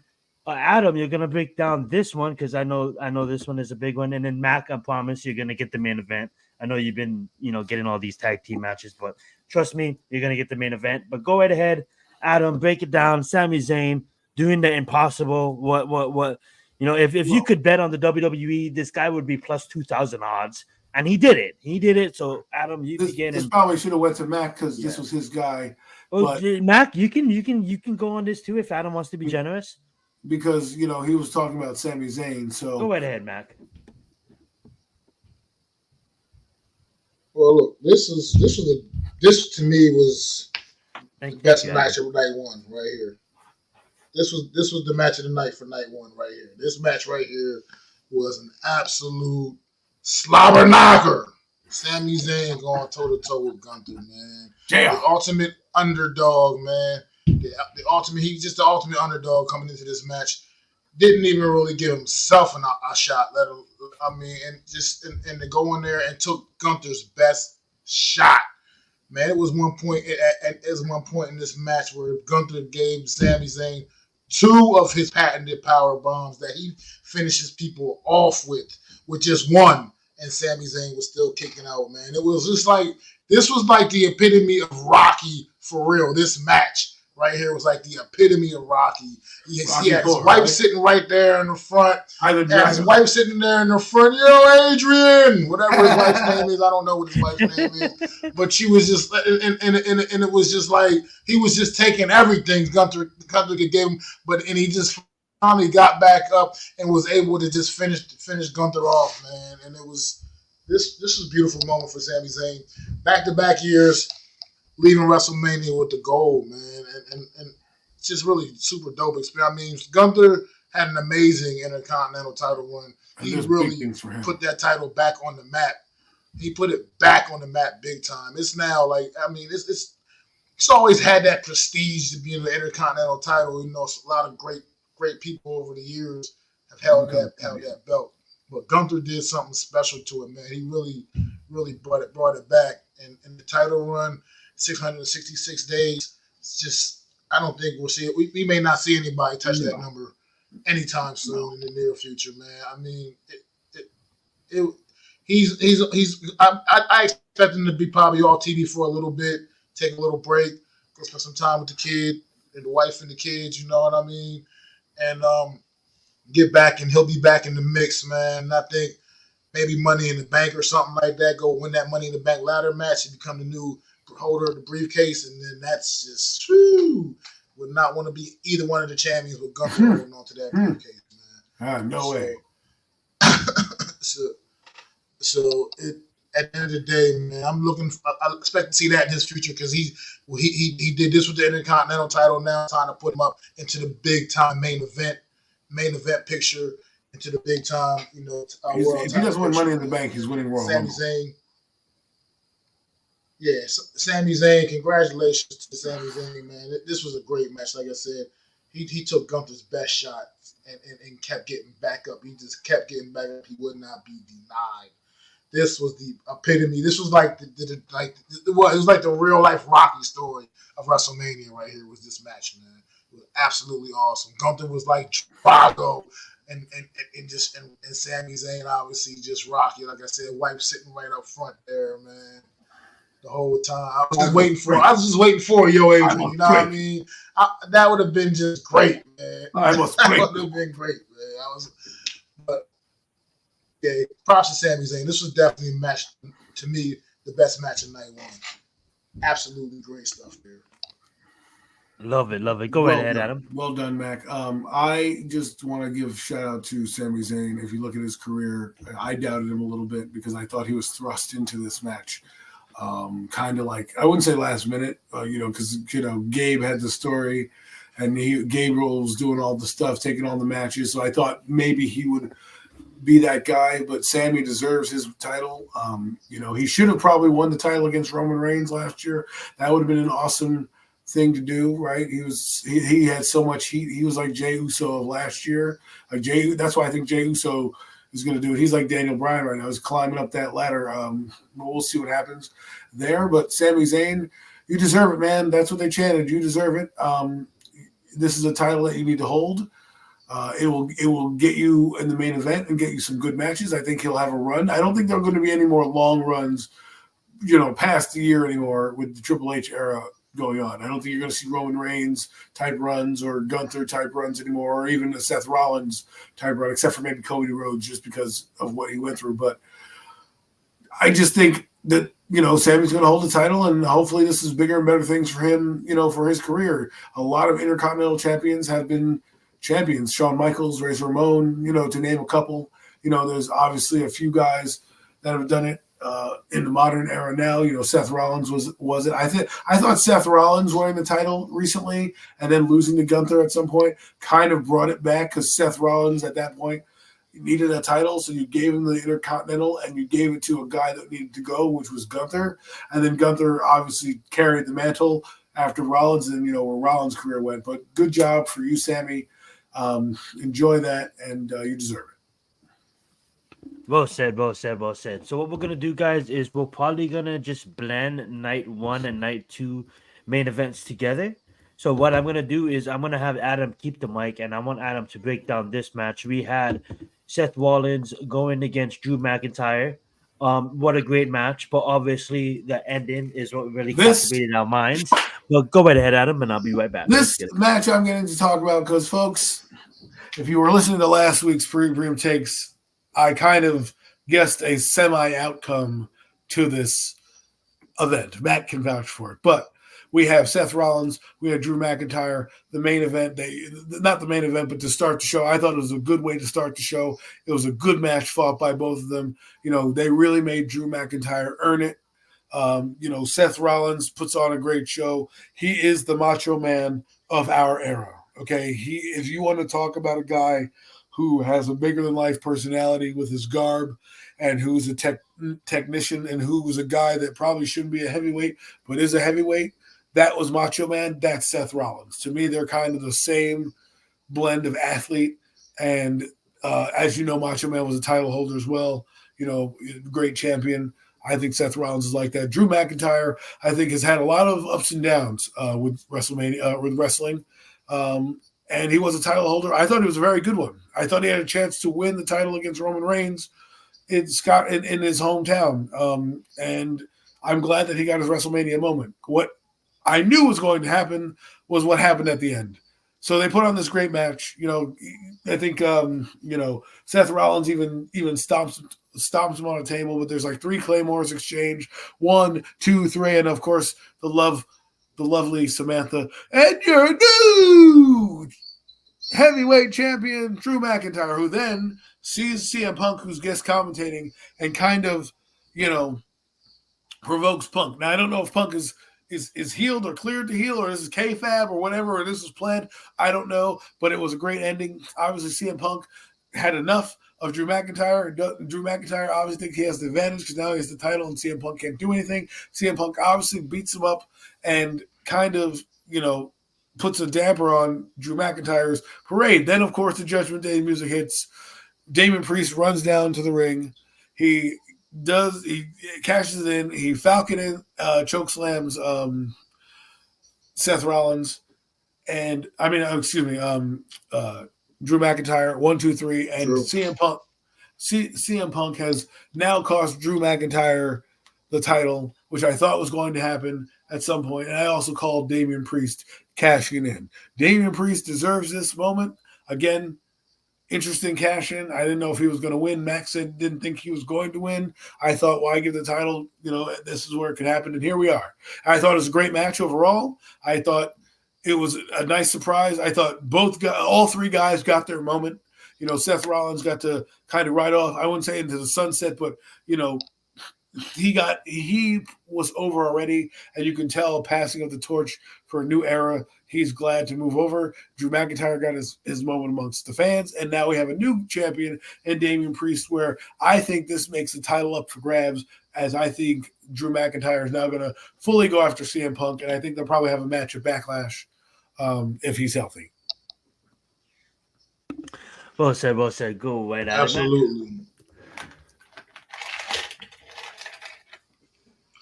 Give me one. My fault. This match was absolutely. It was a great match. Seth Rollins has been a great champion. He's done some great work. Last title holder Drew McIntyre was absolutely owed that receipt of winning this match, getting to win the title in front of an actual crowd, in front of an audience. But at the end of the day, this CM Punk thing is turned into something much bigger, man. And he got to enjoy 5 minutes as the champion. So I love the swerve. Priest came there. I mean, the Punk getting up, taking off his brace, beating the hell out of Drew McIntyre. Damian Priest coming down and finally cashing that briefcase in. And Damian Priest has been, some people questioning whether he's really truly deserving of being in the world champion. I think he absolutely is. Damian Priest has worked his ass off for the NW. He may never get another shot. And it's not like he's not like some young spring chicken. He's not some new WWE. He's not some WWE homegrown talent. You know what I mean? Right. Damian Priest has had a career outside of WWE before he was in WWE. So people get that kind of thing mixed up like he's some kind of, wet behind the ear guy that doesn't really deserve the opportunity. He's put in work for years and years, man. And a story came out earlier this week about Damian Priest. About 10 years ago, he was homeless, bro. Homeless. Working security for WWE. And now look at him now, man, holding that title up, man. So shout out to Damian Priest, ultimately in the end, being able to cash in that Money in the Bank briefcase, man. He deserves it. I mean, when you have a guy that holds a title like that, it allows for more storylines because it's not like a Seth Rollins, right? Seth Rollins is bigger than life. It's hard for you to put an opponent against him to kind of take the title from him, right? Now you don't necessarily need a Drew McIntyre to take the title away. You can now feature some of your younger stars, and I'm hoping that Triple H sees that and he gives it to the right thing. And what I know about Triple H is he understands that the audience, unlike a certain owner for a team that we like, he listens to the audience and he gives the audience what they want because that's what they're paying for. And so I'm sure whoever the next person is that they can get behind, they might be in that title picture at some point as well. Well said. That being said, guys, we're going to just touch on this as a team, and then we're going to let Mac go first on both. This one and then the next one, because Mac is just getting luck of the draw with all these tag team matches. That being said, we have, Bubba Ray appearing as a special guest referee with Snoop Dogg, the Golden Champion. And we have Bobby Lashley and the Street Profits winning the street fight against the Final Testament. How you boys feel about this? Go ahead, Matt. 12 tickets to Crayola Factory.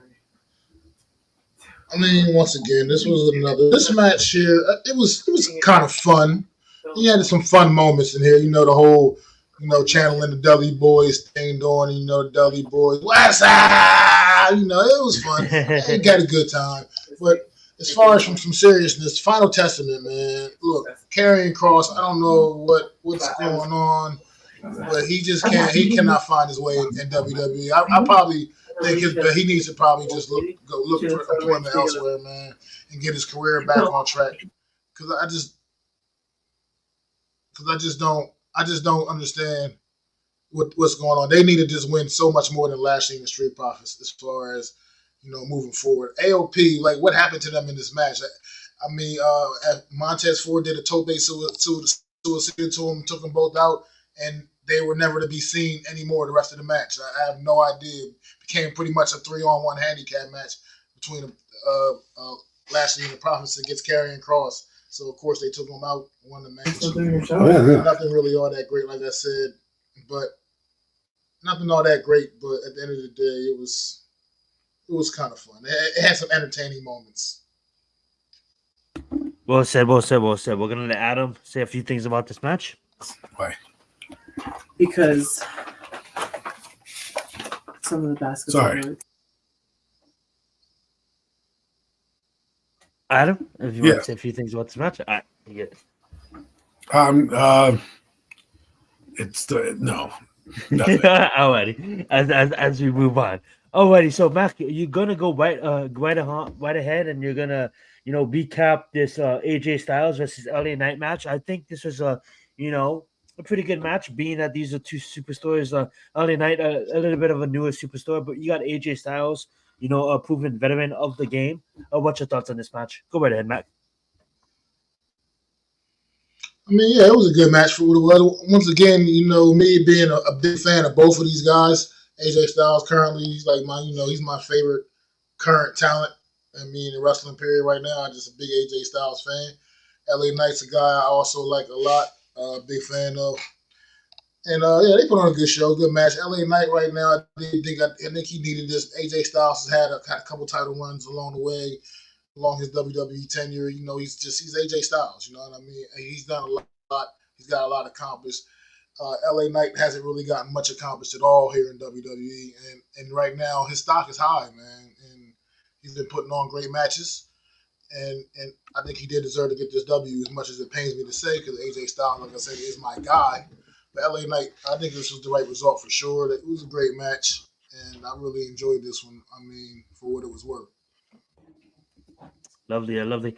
Yeah, I have to say, dude, I honestly agree with you, man. If you really think about it, a superstar that after John Cena retired and Batista went into movies, and Triple H became like a executive and all this kind of stuff. Everybody that I grew up watching kind of branched out.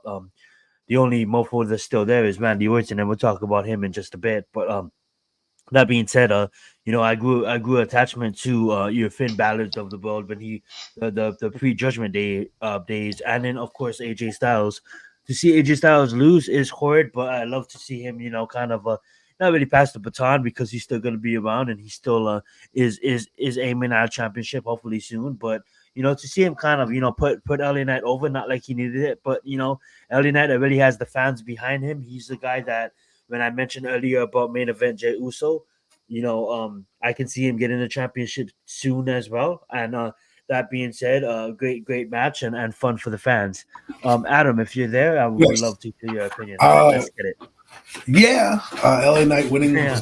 was needed. AJ Styles is obviously a Hall of Famer. I think he should be in the title picture. I always think he should be in the title picture. That's how great of a player, wrestler that AJ Styles is. He's he's that guy, right? And LA Knight is up and coming, and hopefully he'll get a bit of a push. This is a guy that I think deserves a title of some sort. He put on a good show with Roman Reigns and the Bloodline. He can be a main eventer. I wouldn't say it's necessarily a passing of the torch match, because both LA Knight and AJ Styles have been doing this almost the same amount of time. AJ Styles has been brought up a little earlier in WWE than LA Knight. So, but LA Knight deserves his shot at being a guy. That's why I think the Damian Priest winning allows guys like LA Knight different blood, different faces to get a title, while you let the Cody Rhodes story do whatever the Cody Rhodes story does and give him a kind of a lengthy title run and be the face of the company for a little bit. Right, you'll have that title. Then eventually, when Cody does lose the title, I don't think he's going to have I don't know how long of a reign he has, but he'll probably have a good 9 months at least to kind of establish himself, because they're probably going to want to keep it on him since he's their new face. But I think LA Knight deserves the USA title, the Intercontinental title, or even the heavyweight title. He's that good. The crowd loves him. He's what I would say is the modern day Rock. Right, like I don't think he's that much of a star, but he's kind of that kind of personality. Very good on the mic, very good wrestler, and it just is blazing his own path. And I enjoy watching him. He brings the fun back to wrestling. So, and I love AJ Styles. So, and you're muted. Absolutely love it. Alrighty, as we move on to the next match, we had Logan Paul. Why did I say Jake? Logan Paul defending his Universal Championship strap against Kevin Owens and Randy Orton. Oh yeah, sorry. Yeah, I said Intercontinental USA strap. That being said, I'm gonna just take a moment here. Absolutely love that Randy Orton is just still in it as a veteran of the game, still going out there, still putting on for the next generation. You know what I'm saying? Kevin Owens, a fan favorite, one of my favorite wrestlers, right alongside AJ Styles. You know what I'm saying? He's a guy that is just a workhorse for the company. Like Adam said, with Damian Priest winning the championship, with Cody Rhodes winning the championship, with Triple H being involved more and being ahead of this, it's his era. You're not going to see these prolific reigns. These 500 plus day reigns. You have someone like Kevin Owens that is always going to be in championship conversation. But at the end of the day, I love, this match as a whole, of them just kind of, putting Logan Paul on in a sense.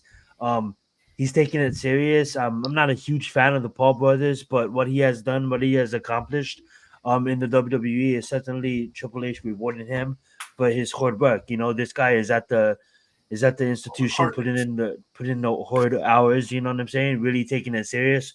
When at first we all thought it was a joke. We all thought like, "Yo, motherfucker, you're not gonna put in the time. You're not gonna put in the hours." And look at him putting in time, putting in hours. Of course, he's not putting in as much as like people like Kevin Owens and people like Randy Orton that put in years, but at least he's trying. And to have an influencer like I Show Speed show up, you know, and that whole little debacle with Randy Orton, I absolutely love. That's why I love Randy Orton staying relevant, staying hip, staying cultured. You know what I'm saying? Like, obviously, this guy is fucking 40, bro. He's 40 and he's still, you know, staying relevant with these young influencers. Like, I'm not a huge fan, but we all, you know, if you don't know, Speed grew up on his whole streaming platform, getting stupid, outrageous, boiking at people and shit.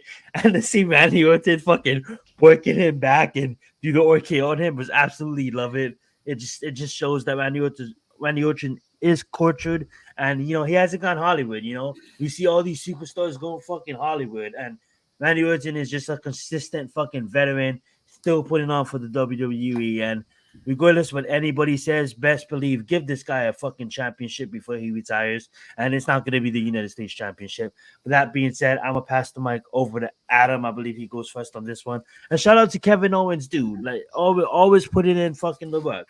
Always the fucking blue collar worker for the WWE. So hopefully Kevin Owens gets his one day. You know what I'm saying? But shout out to Logan Paul too for taking it serious and actually getting rewarded in the end. But go ahead, Adam. I think Triple H knows what he's doing. He's got a partner with a prime brand, and this guy actually can go in the ring. And that's the difference between many celebrities is he actually is a natural in the ring or semi-natural in the ring, very athletic, and he's taking it serious. And the wrestlers know he's taking it serious. That's why they're putting on good shows with him. That's why they're allowing him to do the moves on him and win the brass knuckles.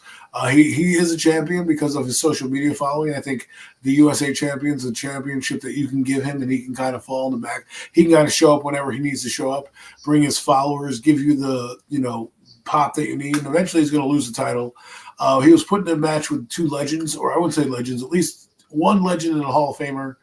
They're both Hall of Famers, but, you know, Kevin Owens not the star that Randy Orton is, but he's a star nonetheless. And I think being in the ring with those two guys helps elevate you to say that you're a serious person in this business, because those two guys are pretty serious. They won many championships across the board between Randy Orton and Kevin Owens combined. So to be in the ring with those two guys, I think Triple H believes in him. And I think Logan Paul brings a different element that the WWE hasn't seen, a different audience, so to speak. An audience that may not have been into wrestling or may have been into wrestling but got out of it because, you know, they thought it was fake or predetermined. And now their leader is now doing it. So I think it's a good marketing gimmick. The good thing is Logan Paul is a great heel, and not only is he a great heel, but he puts on a show. And at the end of the day, that's what you want. And he's held the belt. He's put on some fantastic matches.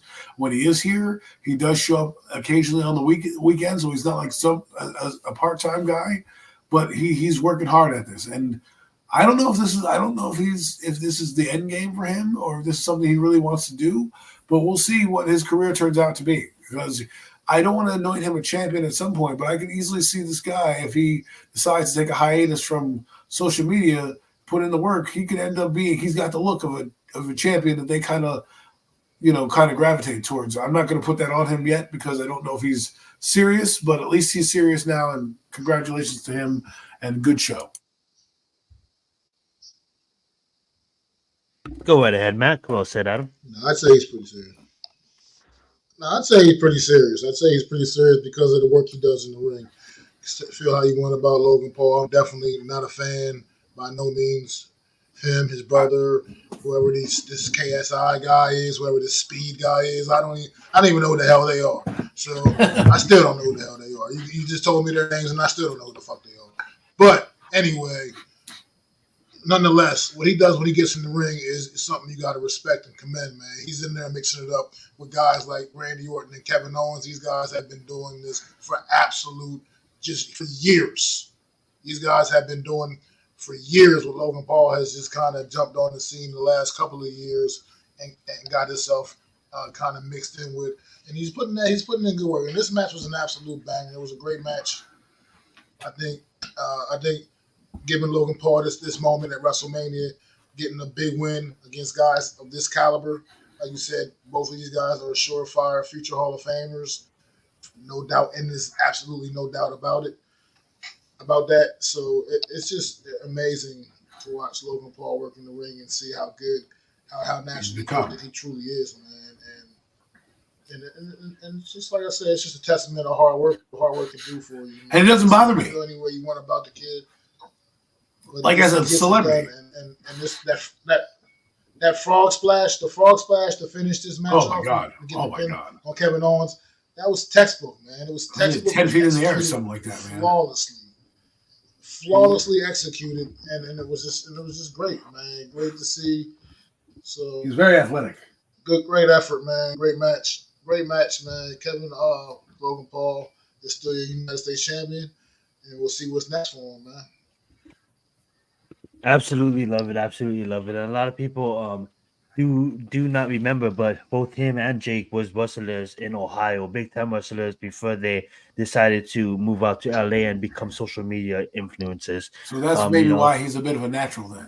I think so. And that's why I think they can go and box and do all these athletic sports, because you got to understand that they grew up in the middle of Ohio. I wouldn't say in the middle of Ohio, but rural Ohio, just fighting all the time as brothers, growing up as WWE fans, growing up as Horsemen fans, and then all of a sudden the YouTube train hits and they move out to Los Angeles and become big time influencers with big time money.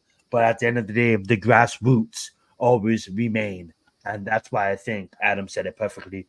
I think he's a natural, and Max said it perfectly as well. If he continues, the sky is the limit.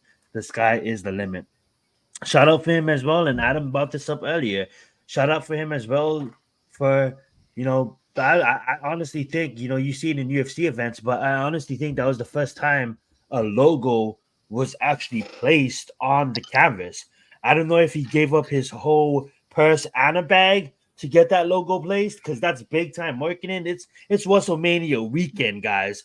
We've seen how much tickets were sold, not yet alone how much pay-per-views, not yet alone how much boys and movie theaters bought the event as well. But to get your Prime logo in the center of the ring 2 nights in a row, that has to be major marketing. That being said, not even endorsed by Prime, but that being said, I think they're partners. I think they cornered the market on main events, or pay-per-views. So it'll be in the ring at least for pay-per-views. So that's what I'm saying. I'm like, it's not like he's some executive that's winning the title and is a sniveling jerk. He actually can wrestle. So I don't know. I just don't know where he's going to go with it. I enjoy watching his matches. He puts on a fantastic show. And I just hope that he continues. I hope he's just not like a jerk and says, fuck this, I'm done, and kind of see where I want to see where he takes it. I mean, he obviously he's a social media influencer. He doesn't really need to do it, but, finish what you start, kid. Finish what you start. Absolutely. Before we move on to, the Women's Championship match, which I'm going to have Adam start it off again, and then Mac, we're going to give you the start for the main event. I just want to ask you guys, what was your guys' favorite entrance of the night? I'm going to start it off. I don't know why it was. I just thought it was so out of the fucking box, and I'm like, what the fuck is going on here? But when Seth Rollins came out for night number 2, I'm like, what is going on here? This is so much for me, so different. But I love the energy of that. Go right ahead, guys. Mac, what was your favorite entrance? You just said what it was right there. Seth Rollins coming down with the Mummers band in tow, man. It was like at the Mummers parade at WrestleMania, man. Super dope. Something that's Philadelphia. The heart of Philadelphia, man. The Mummers band. So I thought that was really cool, man. Super dope. And so that was my favorite entrance of the night, man. I thought Seth Rollins. Love it. That shit was dope. I thought it was very interesting. I loved Cody Rhodes. Entrance when he came in. I'm like, wow, this is big time. Like all the entrances are big time. It really was a pageantry event. They really brought some of the pageantry back like the first one was, where they had the woman, and all the hoopla and stuff. And I thought that was good with the entrances, and I hope they do that going forward to WrestleMania, because it is a pageantry. It's a showcase of the Immortals for a reason, and you don't get a moniker like that for being dumb, right, or being stupid. It's like when Shawn Michaels came descending down from the heavens and Undertaker came from the top of the ring, from the bottom of the ring, from the hell. It was one of those type of things. So I thought it was pretty cool, the Cody Rhodes entrance, Seth Rollins blew it away for me. I was just like, this guy is insane. Like the entire thing that they did, it was just insane. And then Becky Lynch's entrance, not Becky Lynch, Rhea Ripley's entrance was pretty cool as well. Them playing her live entrance music coming into the ring. So I thought that was interesting as well. So absolutely. I know you made a mistake there, but speaking of Bayley, her entrance was kind of, I believe, dedicated to a neighborhood that she used to grow up by, as said as the announcer. But that being said, let's move on, guys. We have Io Sky versus Bayley. The damage control that basically turned her back on Bayley, and Bayley had to stand up for herself, and went in there and captured her moment, had her WrestleMania moment. But I'm gonna give the mic over to Adam, and let's talk about it. I'll be right back. I think this was a good match. I think it was a match that was needed. Bayley deserved this match. She deserved this. She's a babyface now again. She's come a long way. I think people like me didn't appreciate her as much, even though she did so much for the company, as you so eloquently illustrated last week, Mac, about her being a workhorse and just putting in the work and doing whatever was asked of her to do when she was there. And I think a lot of people got rewarded. And that's what you need when you got this. You need to have people like her. Bayley's title runs are quiet title runs because she's never really on the grandest stage, right? And here she is, finally on the grandest stage, finally getting her match, and I think she deserves to be there, and I hope she has a decent run. Io Sky, she had a decent run. But to me, Io Sky, while she put on a great match, I thought this was the best match I thought Io Sky has been a part of. I just think she had her moment. I don't know if she'll ever be back in the championship, but we'll see. I did enjoy watching Io Sky, and I thought more of her in this match. I was like, wow, she does have a personality. I think she needs to break away a little bit more from damage control and kind of have more solo matches like this, so you can really feature her, because you don't realize how talented she is because she doesn't always put up the belt, right? But Bayley, I think it was a great turn of events, and she deserves it. And that's what my thoughts on the match, Mac. Well said. Yeah, to me, it was a good women's title match. Bayley is definitely owed this receipt. Like I said, this was her first singles WrestleMania match, which is like just. Didn't she come back at WrestleMania last year? More and more ridiculous. Nah, when she came back, it was SummerSlam 2022. Oh, right. That was a long run. But but this was just, this was something that needed to be done. Bayley, one of the original four horsewomen, man. Like I feel like she's the one that keeps getting pushed to the back. You know what I mean? To the back of the line, like she's the stepchild amongst those four or something. And this was definitely an ode to her. I mean, it's not. I have nothing. I'm a big Io Sky fan. I'm a big time. I knew the talent of her. She'll be back in the title picture another time down the line here. You know what I mean? Because she's just that level of talent. She's too good not to be. So her time will come again, once again, some other time down the line. Who knows? I mean, this might not really be finished for Bayley for right now. You don't know how this can go. And we'll see what's next for Io Sky, but this is definitely Bayley's time, like you said, back on the babyface side of things, and that's kind of always been the more natural role for Bayley anyway. I mean, I understand she wanted to test the waters and do that heel thing for a few years, and she actually did embrace it and made it believable.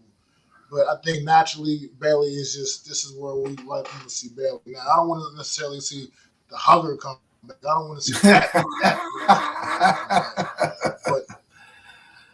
But I the same time, I think she's a natural fit as a baby face, and I think she'll have a nice pretty long sustained title run here. I think she's going to take this title possibly even back to WrestleMania. Oh wow, wall to wall, huh? And I think we're going to see some really good work, some really good belly work going forward right now, man. See, I do think there'll be long title reigns in the women's side of the championships, but the men's side, I don't think they'll be as long because there's just so many people that need to get a title shot. So the women, I think you can play around with it and you can make matches and build more storylines. So ladies might have the title a little longer than the men. So, but Jade Cargill will have a title at some point. Bayley, Rhea, watch out. How come they don't have a women's intercontinental title? Doesn't make sense to me. Yeah, they need to make a women's mid-card title for sure.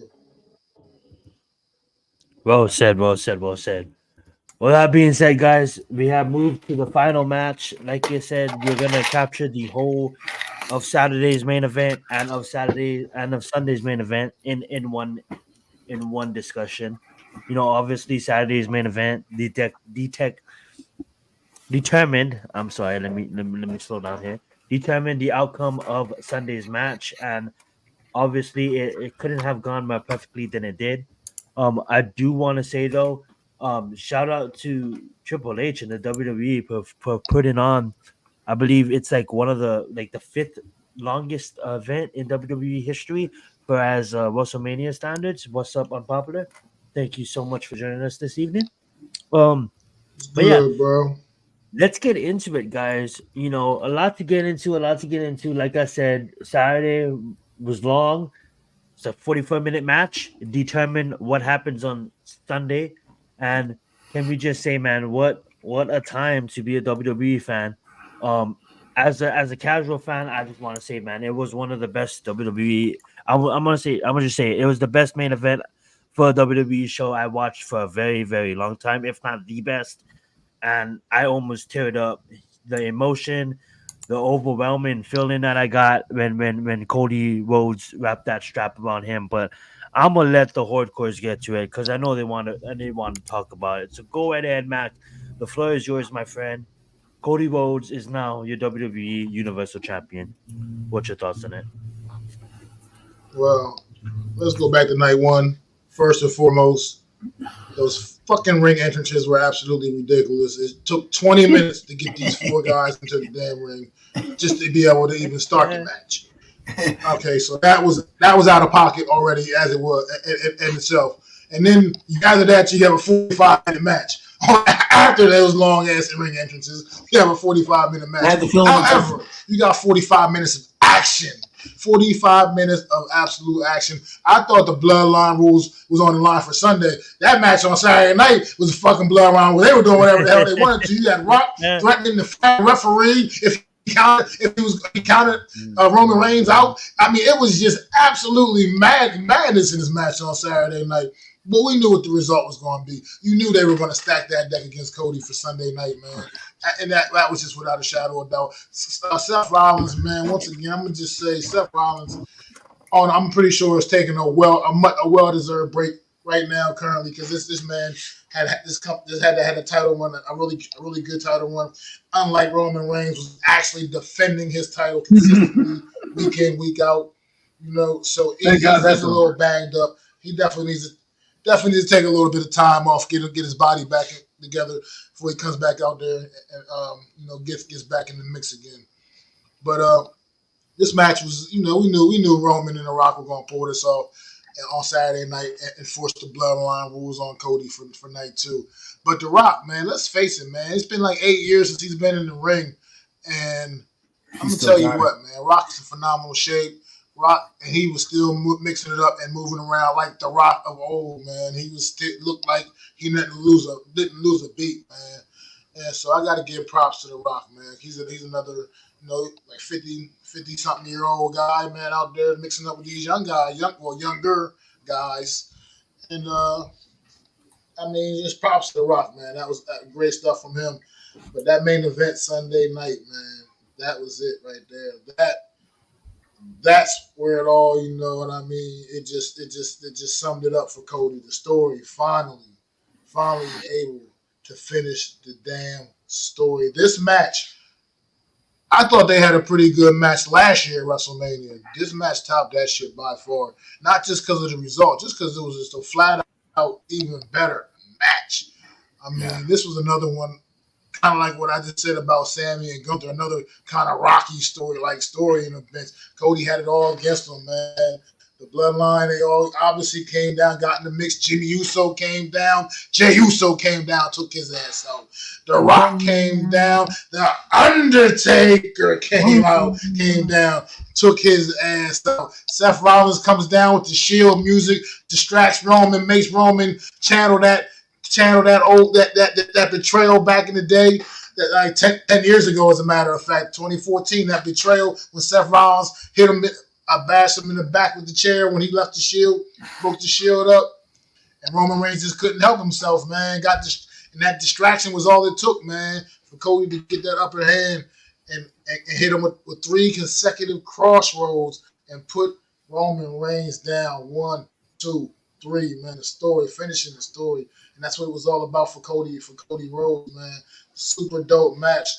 What a way to end WrestleMania. What that your shows. Look, night 1 was all right. In my opinion, I enjoyed night 1, but night 2 knocked it out the damn park, man. Night 2, top to bottom.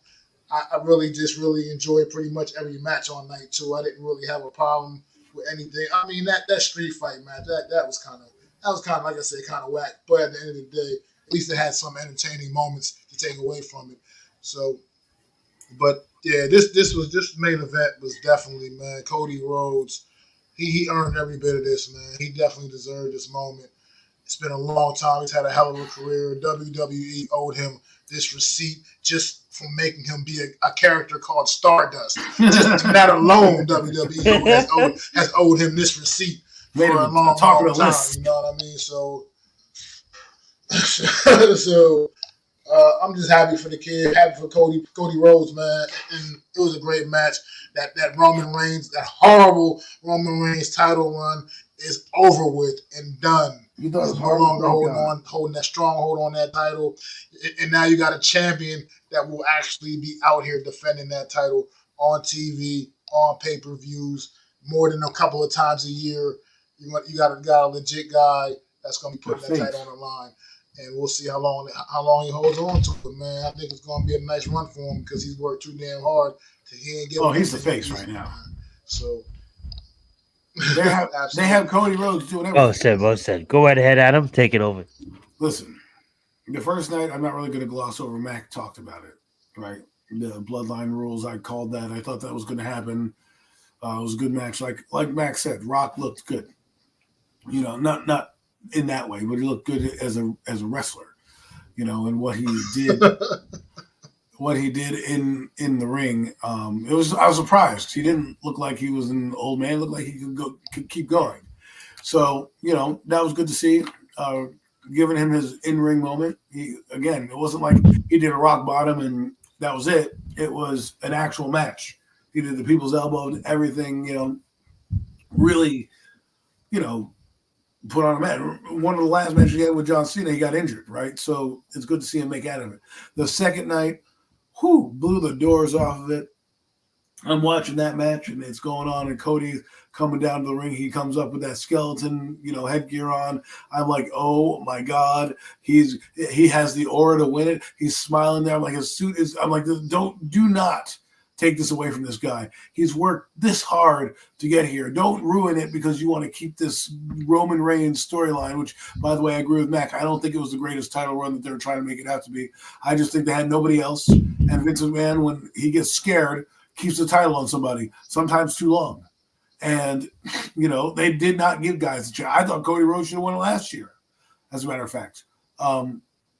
And I thought it was bullshit that this bloodline came in. I thought it was going to overcome that. Obviously, that didn't happen. But you had, you know, Cody getting the upper hand, and then all of a sudden, you know, there's Roman Reigns, and here comes Jimmy Uso, and you're like, oh my God, here we go. And then Jay comes out, ends that, and then you have, I think Roman Reigns. I forgot about Solo, and then John Cena coming out and taking out Solo. I forgot about that. Solo comes in, and of course John Cena had beef with him, and you just hear that, dun, dun, dun, and the music comes, dun, dun, dun, and you're like, oh! Solo comes in there, he knocks Solo out, boom, all that happens, and then you hear, the fucking shield coming down, and you're like, holy shit, and then of course Seth Rollins gets kicked out of the ring. And then after that happens, who comes down to the ring? If you smell what the Rock is cooking, right? And he's coming down to the ring, and he's the final boss, and he's doing all this shit, and he's gyrating, and all of a sudden, the lights go out. Now, mind you, I heard a little nugget that there was supposed to be some glass shattering, and a person that usually has a skull in his logo was supposed to come out, but they couldn't make financial reasons. With that being said, they brought somebody in just as good, and the gong goes off, and I'll tell you a story. So I'm in the match. Rock comes down. I thought I had a few minutes. I had to really go to the bathroom, right? So I'm in the middle of, going to the bathroom, or about to go to the bathroom. The gong hits. I ran outside. I stopped what I was doing. I love it. Cleaned myself out. I ran back outside, and my wife was like, man, I've never seen you run that fast. And I am an Undertaker. That is my guy. I have 2 or 3 shirts of mine in my drawer that have Dead Man Inc. and 30 RIP 30, his 30-year anniversary shirt. So near the King of Darkness is the Undertaker. So for me, that was my moment, my shining moment. He goes in there, he choke slams that buffoon, The Rock, looks down at Cody Rhodes, says, I just even the score. I am the guy. And if there's anybody besides Stone Cold who can come in and kind of, clean the yard, so to speak, it's the Undertaker. And I think that's what he was doing, a little homage. Like, this is still my yard. I'm going to even the score. Bang. Cody Rhodes taking the title. And, of course, your new WWE Undisputed Champion of the World, Cody Rhodes. The American Nightmare. Samantha did a great job calling it, and he deserved it. I was so happy. I even screamed, yes, and woke up my wife who was sleeping right next to me on the couch as wrestling, as the main event wasn't as eventful to her as it was for me. But I was so excited that Cody Rhodes won, that it just that's what we needed. It was an era, like the bloodline thing was cool for like a year, and then it was like, all right, if he can beat John Cena, he can beat this person, he can beat that person, he can beat the Brock Lesnar's, the breaks off Brock Lesnar, and the ring breaks, and the Beast Incarnate can't beat him. Who's going to beat this guy? And then Cody Rhodes has a chance to do it, and you put all these odds in front of him, and then you take it away from him, and then you do the same story, and you're going to put The Rock in and do it, and all this, and I was like, this guy needs to finish it, and I'm glad it's happening. He is the face. Cody Rhodes was in Australia. He missed the press conference because he was out doing a press conference somewhere else. So he is now the guy that runs the place, and they're going to give him the title. I think he's going to have a decent title run. I think you're going to see some good matches with him, which is what you need when you have a title. I never understood this part-time bullshit. I get it, like if you're The Rock or The Undertaker or somebody that's paid their dues and is an absolute legend. Roman Reigns, what have you done? Usually when you get guys that take hiatuses like him, they don't get title shots. They don't get title reigns. And yeah, people liked him, but I think it was because he was cool. But like Roman Reigns didn't really move the needle for me in terms of wrestling. He wasn't a great wrestler. He was decent on the mic. I'll give him that. And he didn't really defend the title the way you should defend the title. Cody Rhodes went up against everybody. He had people help him, but that's only because the bloodline has constantly ruined main events. So I'm glad they ended the story like that. I can't wait to see what's in store. Triple H has got this place buzzing. The wrestlers are smiling ear to ear. They're not walking on eggshells. I listened to the press conference both nights of both the wrestlers that were there, and it just is a different era. The Vince McMahon cloud is over, ladies and gentlemen. Okay? The stupidity of writing, the writing gaffes, it's over. Triple H will try anything, and if it works, he's going to keep doing it. He's not going to be like, oh, let's break the streak and then do this all this dumb mumbo jumbo at the last second. No. Enjoy this ride, because we don't know how long it's going to be. I hope it's a long time. Paul Levesque, a.k.a. Triple H, has got this company going in the right direction. He's made wrestling fun again. He knows who he's up against. AEW's product is a banger every night. That's what they try to do. Their production value may not be the same, but the wrestlers bring the house down every night. And when you have that going on, I know there's a little turmoil in AEW right now, where those wrestlers really put on shows. When you have that competition, you have to bring it. And I believe Triple H is going to inject a little attitude, no pun intended, into this new era. And I think that's what is needed. I think we need to see the Attitude Era kind of brought back on this stage with a little twist of ruthless aggression, with a little twist of, I don't want to see PG era John Cena anymore. That could go away. I don't want to need the popcorn era.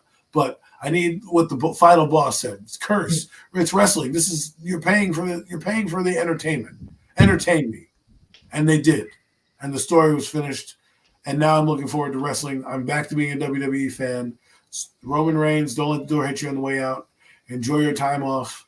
And we'll see you when we need a hero to come save us from some other weird warped championship run. Well said. Well, I just want to thank the boys for a wonderful episode of the WWE recap. Like I said, guys, the majority of the episode was gonna go to this amazing event that was WWE WrestleMania 40. I truly believe that for me, I stand on this.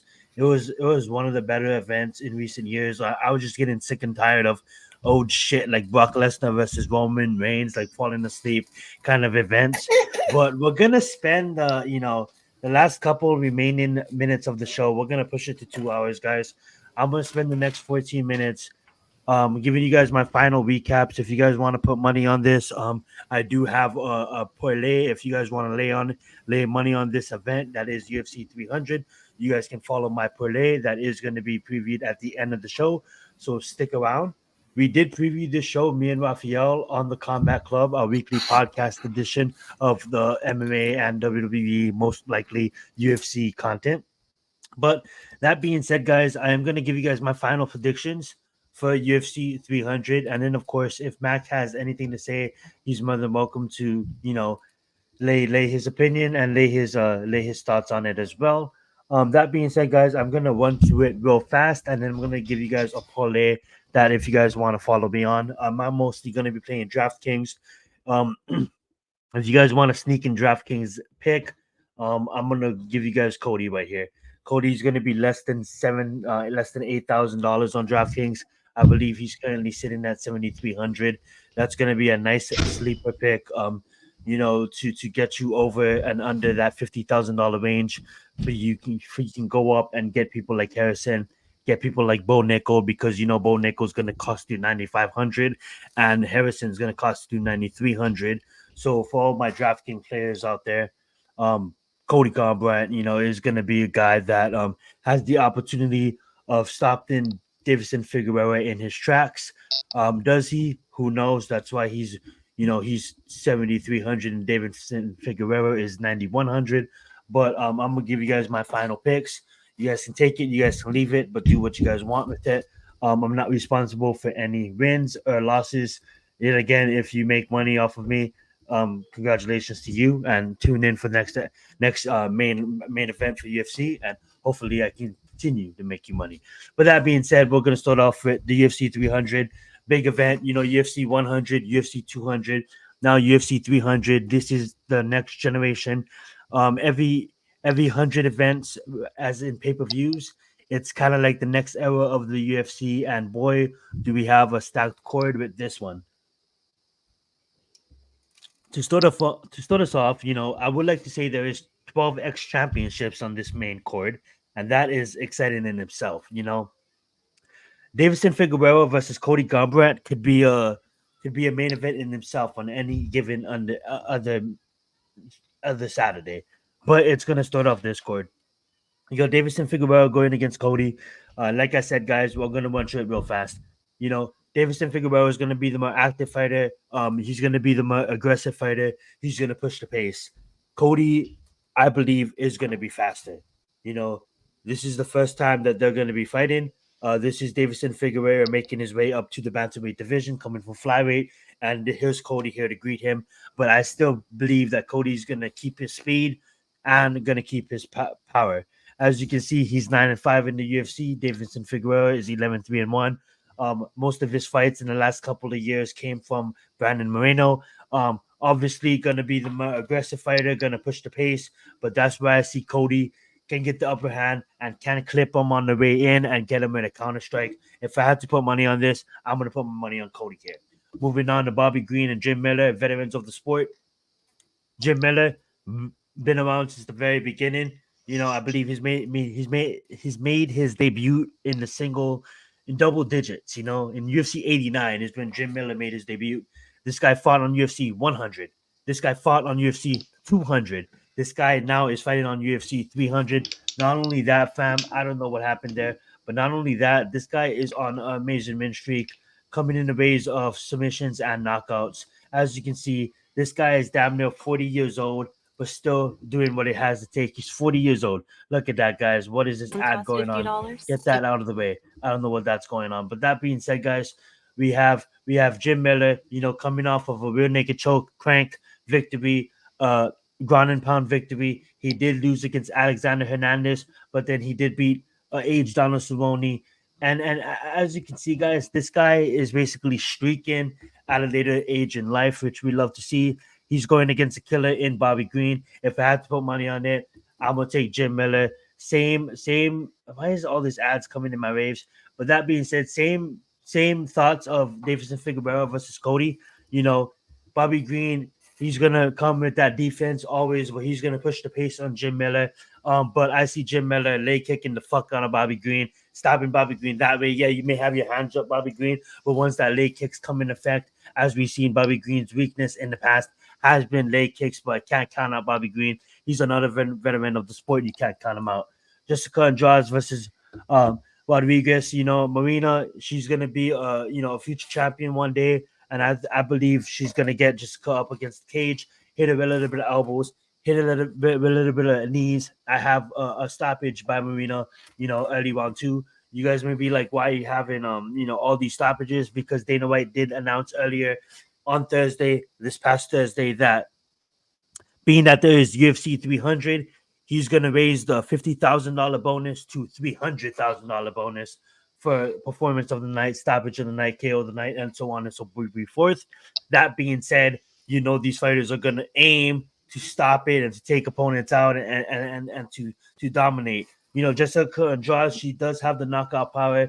She did, slam Thug Rose, knocked out Thug Rose in that manner. Has the most stoppages, has the most wins in female, all of the divisions combined of all time. But I believe Marina, this is her moment. She's streaky. She's much more bigger, much more stronger, I believe. I know it's tough saying, hearing much more stronger than Jessica Andrade, who's been a staple at the top of the division for a long time. But it's a different day and age, guys. Mark the new era, like I just mentioned earlier. Marina, once she has her against the cage, consider that elbows being deadly. What she just did to the Kawali Hadi, Michelle, that was nuts. And Mur's gonna come for Jessica. Julian Tanner versus Mercado. I see Mercado. Now Julian, he can hit you with an exciting knockout. You know what I'm saying? He can catch Mercado, but obviously, no matter that I looked at this fight, I have Mercado easily probably. The best opportunity for Julian is to catch him early and defend the takedown. Because if he doesn't defend the takedown, well, Mercado's easily going to take him down. I wouldn't say easily, but going to spend majority of the fight trying to take Julian down. And once it's on the ground, I don't see Julian. I don't see Julian winning the fight. I see Mercado totally dominating on the ground. Julian may come hard with the knockout power at first, but his line of success is to catch him early, because if he doesn't catch him early, it's going to be a long night for Julian. Julian hasn't been known to gas out, but when you have Mercado just going to keep on shooting for the takedown as he should, it's going to be an easy dub for Mercado. But now if Mercado wants to prove something, wants to stay in there and try to make something of himself and try to strike with Julian, that's definitely going to be a mistake, and Julian might knock him out. But if I was Mercado, just take him down, wrestle him, and that WFs. Now, Yusuf, Yusuf has been an up and comer for a long time that the MMA hardcores has thought a lot of. This guy was supposed to be someone big, someone special, someone that was going to be competing as a contender for a very long time. But, injuries, and he just kind of didn't really live up to the hype. Opponents that he was supposed to wash, he didn't wash, and he kind of just, sticked around, but didn't really live up to the hype. Now, he is a power puncher. He was going to come out and try to knock out Diego, but at the end of the day, Diego has appeared recently out of nowhere. Nobody in the span of the UFC, he wasn't even on roster, what I say, in the last year. And I would say if you knew of his name in the past 3 years, either you was his friend or you was his family. Because I know the hardcores didn't, or maybe some hardcores did. But all I know, this guy basically burst onto the UFC in the past year and set it himself as one of the top up and comers. Putting on shows. Now he's not going to be maybe one of the next contenders anytime soon, but he damn well can be if he goes out there and he puts on the show. This guy's gonna pressure him. He's gonna put on the show. He's gonna be aggressive. And if Diego gets his hand on Yusuf and gets the fight to the ground where Diego wants to take it, Diego's gonna this fight's gonna be over real quick. I would say Yusuf maybe can last. They might go to a decision, but Diego's gonna try to shoot for the takedown over and over again, kind of like Moano. But obviously Yusuf only has his striking on Diego, and with Diego's aggressiveness, it might get him clipped. Diego might come in and get clipped and be a knockout only. But I see Diego trying to take this fight to the ground as fast as possible. Oh my God, there's so much fights on here. I better hurry this up. We got Kayla versus Holly Holm.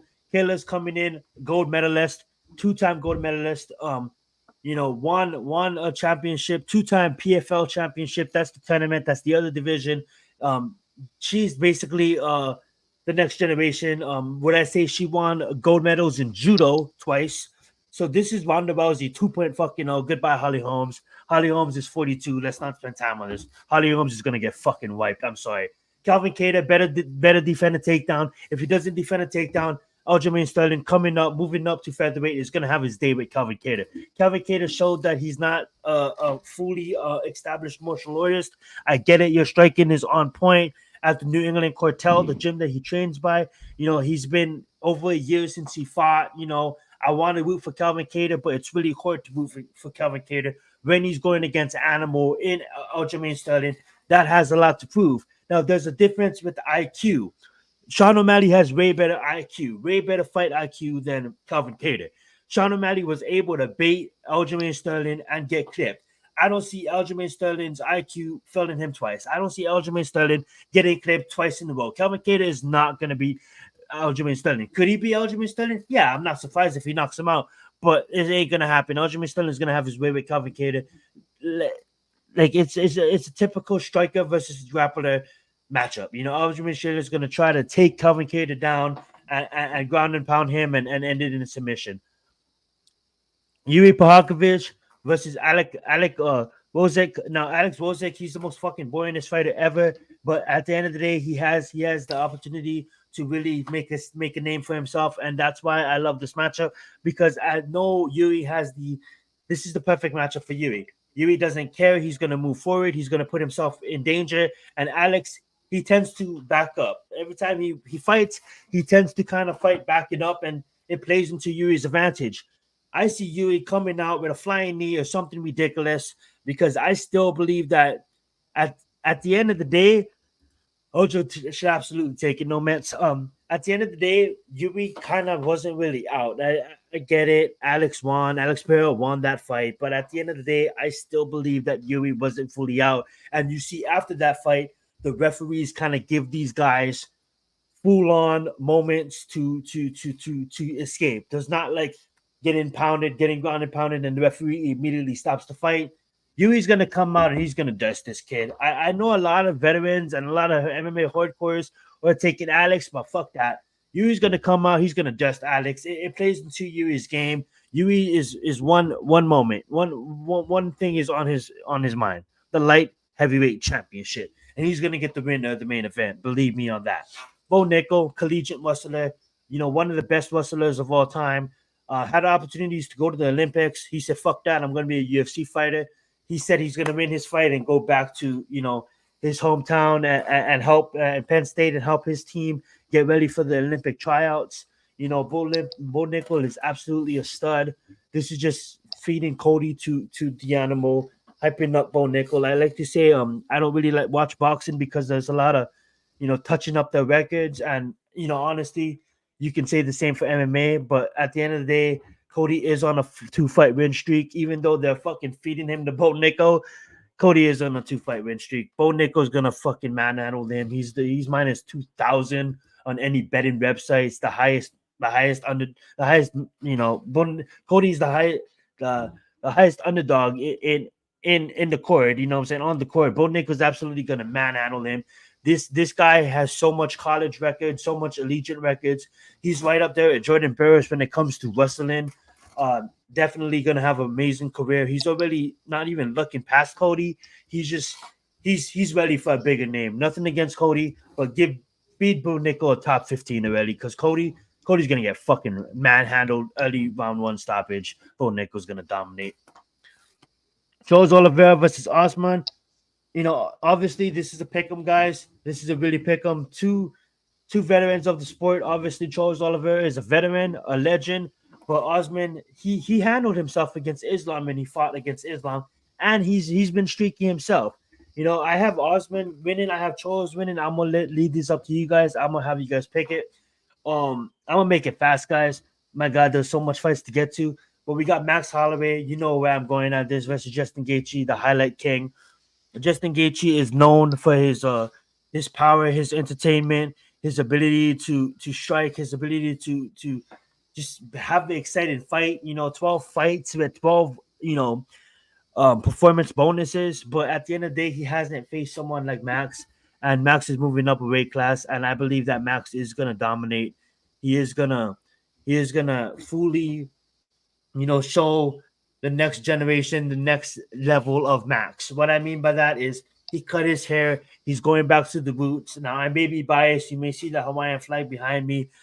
Gaethje TKO by leg kicks, but he did that against Dustin Poirier maybe once in his career, and I salute him for that. I'm not taking anything away from that, but you got to understand that Max doesn't move like Justin Gaethje. Justin Gaethje is a power striker.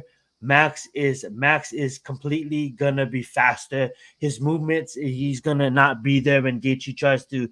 Now Gaethje's gonna hit Max. I'm not saying Gaethje's not gonna hit Max, but all I'm saying is Max might overwhelm Gaethje. I'm gonna say Max is gonna overwhelm Gaethje, and Max is probably gonna win by decision with the amount of strikes that Max is gonna throw. Call me biased, guys. I love Gaethje. It's hard picking against Gaethje, but Max is my guy, guys, and he is looking different. Max is looking different in recently, and I'm gonna have to take Max in this one. He's gonna outwork Justin Gaethje. He's gonna be faster than Justin Gaethje, and he's gonna be. I'm not gonna say he's gonna be stronger than Justin Gaethje, but I want you guys to watch the power shots from Max to the body, not necessarily the head, uppercuts to the body and stuff like that.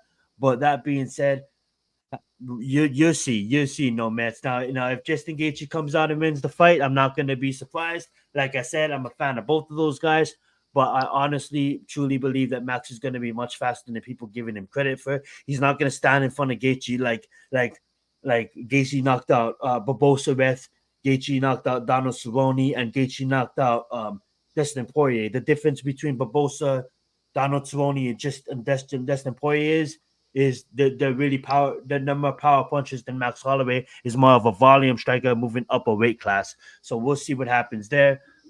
Food camp, not only 6 weeks he gets the food camp. Last time Max moved up, it was only a 6-week camp. That being said, we got Ray Lee versus Yan, fight for China. That being said, Ray Lee's going to dust her. I don't think Yan's on the competition of Ray Lee. I could be wrong. Yan may come out here and dust Ray Lee, but I just see Ray Lee with her championship experience is really going to matter. I'm not saying she's going to dust him. I'm just saying it's going to really be an exciting fight. But when the championship rounds come into play, round 5, Ray Lee is going to have the advantage. And I'm going to have Ray Lee defending the strap and getting the strap. And so Max Holloway winning the BMF championship belt, Ray Lee defending her championship belt. And this is the main event that I had the most hard time picking, guys. Alex versus Jamal Hill. The more I thought about it, I wanted to go Jamal Hill. I wanted to go Alex. And I still hadn't made up my mind. I hadn't made up my mind on who I think is going to win.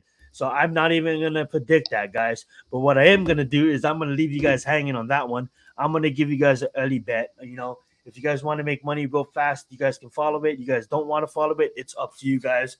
This is on you guys. If you guys want to follow this is going to get you money on the prelims before you guys, hit the main chord. It could be Alex. Who knows? You know what I'm saying? That's why it's so good, Nomads. And I appreciate you tuning in. We really appreciate you. But I'm going to give you guys something to start off the match. We got the first match. We got Cody. I'm going to get Cody by money line.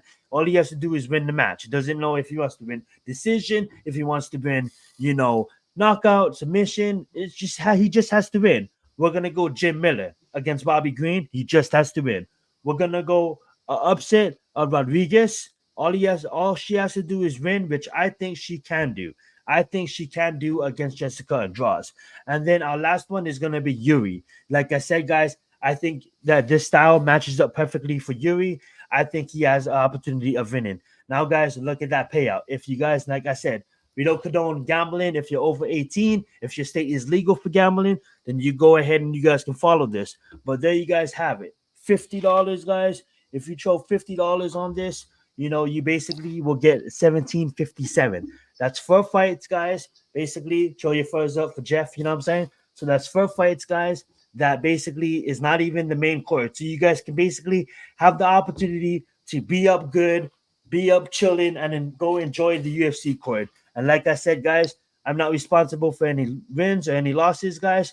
But trust me, guys, Cody, this is a good matchup for him. Now, this is a long shot. These are underdogs, guys.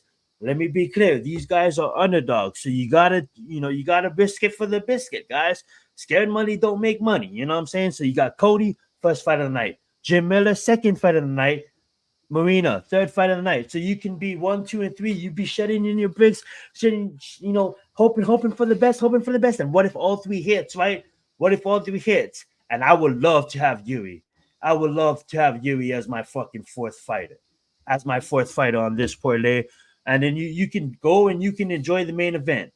$50, wins you $17.57. If you guys just want to put up 10, you cash a little 350, 351. Like I said, guys, you follow me if you guys don't want to follow me, but that is probably gonna do it unless Mac wants to say a couple more things about UFC because I know he's a fan as well. But we have been honored to bring you guys a special edition of the WWE episode and the UFC 300 episode. But yeah, the floor is yours, Mac. You say what you need to say, bro, and then we can clear it out. You're the host. Wrap it up because you always close the show the best. Let's get it. I ain't got much, man. I don't really got much to say. I don't know. I'm a casual fan of this. I don't know the guys in depth like you do. I just know the guys. I like some of the legends. You know what I mean? Just a shout out to my guy Oliveira, man. Representing once again, old man. Still in there doing his thing. Holly Holmes gonna be out there doing her thing tomorrow night. I mean, yeah, you're right. Like I agree with what you said. I don't see her having much of a chance. But at the end of the day, the fact that she's still out there mixing it up, props to him. You know what I mean? So I just like to shout out some of the old heads that's still out there doing their thing, man. But this is a stacked card, man, top to bottom, all the way down, man. I mean, you got cards, you got fights on the mid card that are most definitely main card worthy fights. So it's gonna be a fun night. UFC 300 is gonna be a great event, man. I definitely plan on trying to tune in, checking all of that out, man, soaking it all in. But it's been another great edition of the Premium Takes Podcast, everybody. Thanks for hanging out with the Horsemen for these last couple hours, man. Breaking down WrestleMania 40. Zion is giving a great analysis on UFC 300 tomorrow night. We had a little bit of the draft talk early on in the beginning of the show. We'll get back to be doing more of that next week, I'm sure, as we're getting closer and approaching the actual NFL draft itself. But at the end of the day, it's been a great show, man. We appreciate you guys all tuning in, man. You guys coming and hanging out with the Horsemen, man. We'll be back once again next Friday night, same bat time, same bat channel. Throw them 4s up for our guy, the one and only NYG Jeffy T, man. And we'll see y'all next week. This has been another edition of the Premium Takes Podcast.